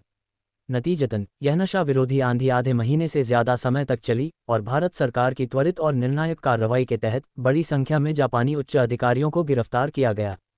इस दौरान विहान भी खाली नहीं बैठा था और वो गुप्त रूप से उस रात रिया कपूर के अपहरण की घटना की जांच कर रहा था। कुछ समय पहले, जैसा कि विहान ने इंतजाम किया था, बाज ने नदी के किनारे 2 दिन और 2 रात इंतजार किया। जब उसने युवा ओनम्योजी यानी तांत्रिक को मारा तो विहान ने उनकी वापसी का अनुमान लगाया था, लेकिन उसने ये उम्मीद नहीं की थी कि इंतजार पूरा एक हफ्ता चलेगा। गनीमत रही कि विहान का प्लान और टाइमिंग एकदम सही थे। उसी रात सैकड़ों जापानी मार्शल आर्टिस्ट आए। हालांकि विहान की योजना के तहत उन सभी पर घात लगाकर हमला किया गया और नदी के किनारे मार दिया गया। लाशों के ढेर पहाड़ों की तरह लग गए और खून ने पूरी नदी को गहरा लाल कर दिया। जब पुलिस को शव मिले तो सैकड़ों शव पूरी तरह सड़ चुके थे, कीड़ों द्वारा खाए हुए और पहचानने योग्य नहीं थे। विहान ने फिर इसका दोष भारत सरकार पर मढ़ दिया। हैरानी की बात है कि भारतीय अधिकारियों ने इन सैकड़ों लोगों को विदेशी तस्कर और ड्रग डीलर करार दिया। चूंकि पीड़ित भारतीय नागरिक नहीं थे, इसलिए जनता का आक्रोश बहुत ज्यादा नहीं था और मामला आखिरकार रफा दफा हो गया। उस दिन विहान ने लापरवाही से कुछ नाश्ता खरीदा और काम पर जाने ही वाला था कि उसे मीरा शर्मा का एक और कॉल आया, जिसमें उसने उसे अपने साथ शॉपिंग पर चलने के लिए कहा। उसने तुरंत मना कर दिया, ये कहते हुए कि वो किसी औरत के साथ दोबारा कभी शॉपिंग पर नहीं जाएगा। शॉपिंग करना बस एक तरह की यातना थी और उसे अभी भी याद था कि पिछली बार जब वो रिया कपूर के साथ शॉपिंग पर गया था तो क्या हुआ था। मुझे नहीं पता कि आजकल मिस मीरा को क्या हो गया है। वो हर कुछ दिनों में इस बंदे को अपने साथ बाहर बुलाती रहती है। क्या ऐसा हो सकता है कि उसे मुझमें दिलचस्पी हो गई है? विहान ने मन ही मनाह भरी। विहान, प्रेसिडेंट तुम्हें ढूंढ रही हैं। जैसे ही जोया फारूकी फाइनेंस ऑफिस में दाखिल हुई, उसने अपनी कमर मटकाई और उसके ऑफिस का दरवाज़ा खटखटाया। बॉस मुझसे मिलना चाहती हैं। वो क्या चाहती हैं? विहान थोड़ा उलझन में था। वे हर रोज़ साथ रहते थे, तो ऐसी क्या बात थी जो उन्होंने पूरी नहीं की थी? क्या उन्हें सच में उससे बात करने के लिए कंपनी आना पड़ा? मुझे इस बारे में नहीं पता। तुम खुद वहां जाकर देख लो। अरे वैसे कॉमर्स डिपार्टमेंट हाल ही में हमारे फाइनेंस डिपार्टमेंट से फंड के लिए अर्जी लगा रहा है। तुम्हें ये बात प्रेसिडेंट रिया को भी रिपोर्ट करनी चाहिए। ये रकम सच में बहुत बड़ी है और हम खुद फैसला नहीं ले सकते। देखते हैं प्रेसिडेंट रिया क्या जवाब देती हैं। ऐसा लग रहा था कि उसने कॉमर्स डिपार्टमेंट की नलिनी सिंघानिया द्वारा हाल ही में फाइनेंस डिपार्टमेंट को बार बार फंड के लिए अर्जी लगाने के बारे में सोचा था और उसे उम्मीद थी कि वो मदद के लिए विहान के रिया के साथ रिश्तों का इस्तेमाल कर सकेगी। क्या आमतौर पर डायरेक्टर रितिका कॉमर्स डिपार्टमेंट के लिए फंड की अर्जियों को नहीं संभालती? विहान ने अपना सिर खुजलाया, हैरान था कि कंपनी का कामकाज दिन ब दिन इतना अस्त व्यस्त क्यों होता जा रहा है। डायरेक्टर रितिका आजकल बहुत छुट्टियां ले रही हैं और हमने उन्हें कई दिनों से नहीं देखा है। हम उनसे फ़ोन पर भी संपर्क नहीं कर पा रहे हैं। कॉमर्स डिपार्टमेंट के लिए ये रकम बहुत ज़्यादा है और हम जूनियर स्टाफ मेंबर्स अपने दम पर फैसला नहीं ले सकते। बेहतर होगा कि हम आपको परेशान करें, जोया ने अर्थपूर्ण ढंग से कहा। जोया दी, मुझे हमेशा ऐसा क्यों लगता है कि आप मुझे फंसा रही हैं? ऐसा क्यों है कि सारी अच्छी और बुरी चीज़ें मेरे ही साथ होती हैं? विहान ने मजाक किया। अरे विहान, अब हर कोई प्रेसिडेंट रिया के साथ तुम्हारे रिश्ते के बारे में जानता है। अनजान मत बनो, मुझे बताओ आखिर प्रेसिडेंट रिया के साथ तुम्हारा रिश्ता क्या है? जोया ने दस्तावेज नीचे रखे, आंख मारते हुए और मोहक मुस्कान दी। उसकी सेक्सी ऑफिस लेडी ड्रेस के नीचे उसकी दो लंबी सफ़ेद टांगें मर्दों के लिए एक कातिलाना हथियार थीं। जितना ऊपर देखो उतना ही ये कल्पना को हवा देती थीं। खासकर उसका वी नेक लाइन, आपको मानना पड़ेगा, बस वो खुली हुई बर्फ जैसी सफ़ेद कोमल त्वचा ही लोगों की नज़रों को टिकाने के लिए काफ़ी है। कोई आश्चर्य नहीं कि लोग कहते हैं कि सुंदरियां सब ऑफिस में होती हैं। पता चलता है कि यह कहावत बस बेबुनियाद बकवास नहीं है। हे जोया दी, आप सच में हमारे फाइनेंस डिपार्टमेंट की एक अनुभवी सुंदरी हैं। आपने ये भी नोटिस कर लिया। मेरी खुशामद करना बंद करो। मुझे बताओ आखिर प्रेसिडेंट रिया के साथ तुम्हारा रिश्ता क्या है? जोया ने अपना सिर उठाया, थोड़ा गर्व महसूस करते हुए। अगर मैं कहूं कि प्रेसिडेंट रिया मेरी बीवी हैं, तो क्या आप मेरा यकीन करेंगी? विहान ने गंभीरता से पूछा। दफा हो जाओ, दिन में सपने देखना बंद करो। मैं कह सकती हूं कि मुकेश अंबानी मेरे चाचा हैं। साफ तौर पर विहान का बेबाक सच जोया को पसंद नहीं आया। वो कभी यकीन नहीं करेगी कि विहान का रिया कपूर के साथ ऐसा कोई अजीब रिश्ता है। ओह, मुझे पता था कि आप मेरा यकीन नहीं करेंगी, जोया दी। छोड़ो, मैं अभी कॉमर्स डिपार्टमेंट से निपटने में बहुत व्यस्त हूँ। मेरे पास तुमसे गप्पे लड़ाने का वक्त नहीं है। चलो कभी साथ में लंच करते हैं। जब तुम बाद में प्रेसिडेंट रिया से मिलो तो जो मैंने कहा उसे मत भूलना। इसके साथ जोया दस्तावेजों का एक बड़ा ढेर लेकर जल्दी से चली गई। कॉमर्स डिपार्टमेंट से भुगतान वसूलने के दबाव में वो विहान से बात करने के लिए बस एक पल चुरा पाई थी। किसी और मर्द के साथ वो उसे पूरी तरह नज़रअंदाज कर देती। मैं ऑफिस में ज़्यादा देर नहीं रुका। पता चला कि रितिका पिछले कुछ दिनों से गायब थी। उसके असिस्टेंट के रूप में मुझे अभी भी इन चीज़ों के लिए कुछ जिम्मेदारी लेनी थी। हालांकि मैं फाइनेंस डिपार्टमेंट में बस खाना पूर्ति कर रहा था और एक ऐसी नौकरी कर रहा था जो मूल रूप से बस वक्त गुजारने जैसी थी, फिर भी मुझे अपना काम ठीक से करना था। एक कप चाय खत्म करने के बाद रेहान बेमन से रिया के ऑफिस में चला गया, अभी भी उस ग्रांट की अर्जी को पकड़े हुए जिसके लिए कॉमर्स डिपार्टमेंट ने एक दिन पहले फाइनेंस डिपार्टमेंट से आवेदन किया था। कुछ बार दरवाज़ा खटखटाने और कोई जवाब न मिलने के बाद रेहान ने सोचा कि चूंकि वे पहले से ही एक दूसरे से काफ़ी परिचित हैं, रिया को शायद बुरा नहीं लगेगा। इसलिए 3 बार खटखटाने के बाद वो रिया के ऑफिस की ओर बढ़ा। जैसे ही उसने दरवाज़ा खोला, उसने अंदर उदास मध्यम और वरिष्ठ स्तर के कर्मचारियों की कतारें खड़ी देखीं। ये देखकर कि रेहान ने खटखटाया भी नहीं था, उन सभी की आंखें तुरंत उसकी ओर घूम गईं। रिया, जो एक डिस्कशन मीटिंग के बीच में थी, रेहान द्वारा अचानक बाधित की गई और उसकी खूबसूरत आंखें तुरंत ठंडी हो गईं। तनिक भरीकुटी के साथ उसने कड़ाई से पूछा, तुम यहाँ क्या कर रहे हो? दर्जनों लोगों को वहां उदास खड़े देखकर ऐसा लग रहा था कि रिया आज फिर से जल्लाद की भूमिका निभा रही थी। इत्तेफाक से वो पहले या बाद में नहीं आया, बल्कि उसे इसी वक्त अंदर आना पड़ा, निस्संदेह तोप का चारा बनने के लिए। ओह, ये वो। रेहान के हाथ में कॉमर्स डिपार्टमेंट से फंडिंग के आवेदनों की एक सूची थी और दर्जनों आंखों की घूरने के नीचे वो अवाक था। बाहर जाओ, रिया ने उसे सीधे डांट दिया। उसकी ठंडी और घमंडी रानी जैसी आभा तुरंत स्पष्ट थी। उसने रेहान के थोड़े से गर्व की परवाह नहीं की और उसके साथ रूखे शब्दों में व्यवहार किया। मैं यहाँ देने आया हूँ। मैंने कहा बाहर निकलो। क्या तुम्हें हिंदी समझ नहीं आती? रिया का ठंडा और सुंदर चेहरा फिर से गंभीर हो गया, उसकी आंखों में किसी भी मानवीय गर्माहट का नामो निशान नहीं था। इसके बजाय रेहान को लगा कि यह शक्तिशाली बिजनेस वुमन कंपनी में आते ही एक पूरी तरह से अलग इंसान बन जाती है।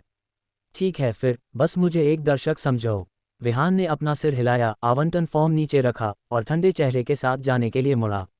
रिया ने उन्हें रोकने की कोशिश नहीं की, बल्कि दरवाज़ा बंद करवा दिया और अपनी बैठक जारी रखी। कॉन्फ्रेंस की चर्चा समाप्त होने के बाद आधे उपस्थित लोग उदास और आक्रोशित दिख रहे थे, जो ये दर्शाता है कि उनमें से आधे को बॉस ने नौकरी से निकाल दिया था। महिला जल्लाद के इस कदम ने कंपनी के भीतर एक बड़ी उथल-पुथल मचा दी। सूर्याटेक इंडस्ट्रीज आज तक जिस वजह से मजबूती से खड़ी है और सिर्फ एक साल में इस हद तक विकसित हुई है, वह पूरी तरह से रिया के तूफानी तरीकों के कारण है। अगर इसे वैसे ही चलाया जाता जैसे उसके पिता चलाते थे, तो सूर्याटेक शायद बहुत पहले ही किसी और का हो गया होता। हाल ही में उदयपुर शहर में कई नए ग्रुप्स उभरे हैं। बस एक हफ्ते के भीतर उन्होंने तेजी से विस्तार किया है, सूर्याटेक इंडस्ट्रीज की कुछ छोटी सहायक कंपनियों और भागीदारों को निगल लिया है। बस कुछ ही दिनों में सूर्याटेक के शेयर्स लुढ़क गए। कल शेयर बाजार एक ही दिन में दर्जनों अंक गिर गया। इसने काम के नशे में चूर रहने वाली रिया को तुरंत जांच शुरू करने के लिए प्रेरित किया। नतीजतन वे उच्च अधिकारी जो हमेशा सुरक्षित नौकरियां करते थे, वे सभी रिया के निर्दयी शासन के तहत इस तूफान की चपेट में आ गए, खास तौर पर वे जिनके हाथ गंदे थे। यही कारण है कि आज हम छंटनी कर रहे हैं। रिया को देखते हुए, जो चंदन की लकड़ी की मेज पर लेटी हुई थी, ऐसा लग रहा था कि वो पिछले कुछ दिनों से बहुत मेहनत कर रही थी और थक गई थी। अपनी पूरी मेज को कवर करने वाले फोल्डर्स और दस्तावेजों को देखते हुए उसे अपने सिर में कसकते हुए दर्द की लहरें महसूस हुईं। कितना अच्छा होता अगर आपके पास एक ऐसा मर्द होता जो मदद का हाथ बढ़ा सके और ज़रूरत के समय में आपका सहारा बन सके। कोई ऐसा जिस पर आप तब झुक सके जब आप थक गई हों। बदकिस्मती से वो मर्द बहुत बहुत लंबे समय से दिखाई नहीं दिया है।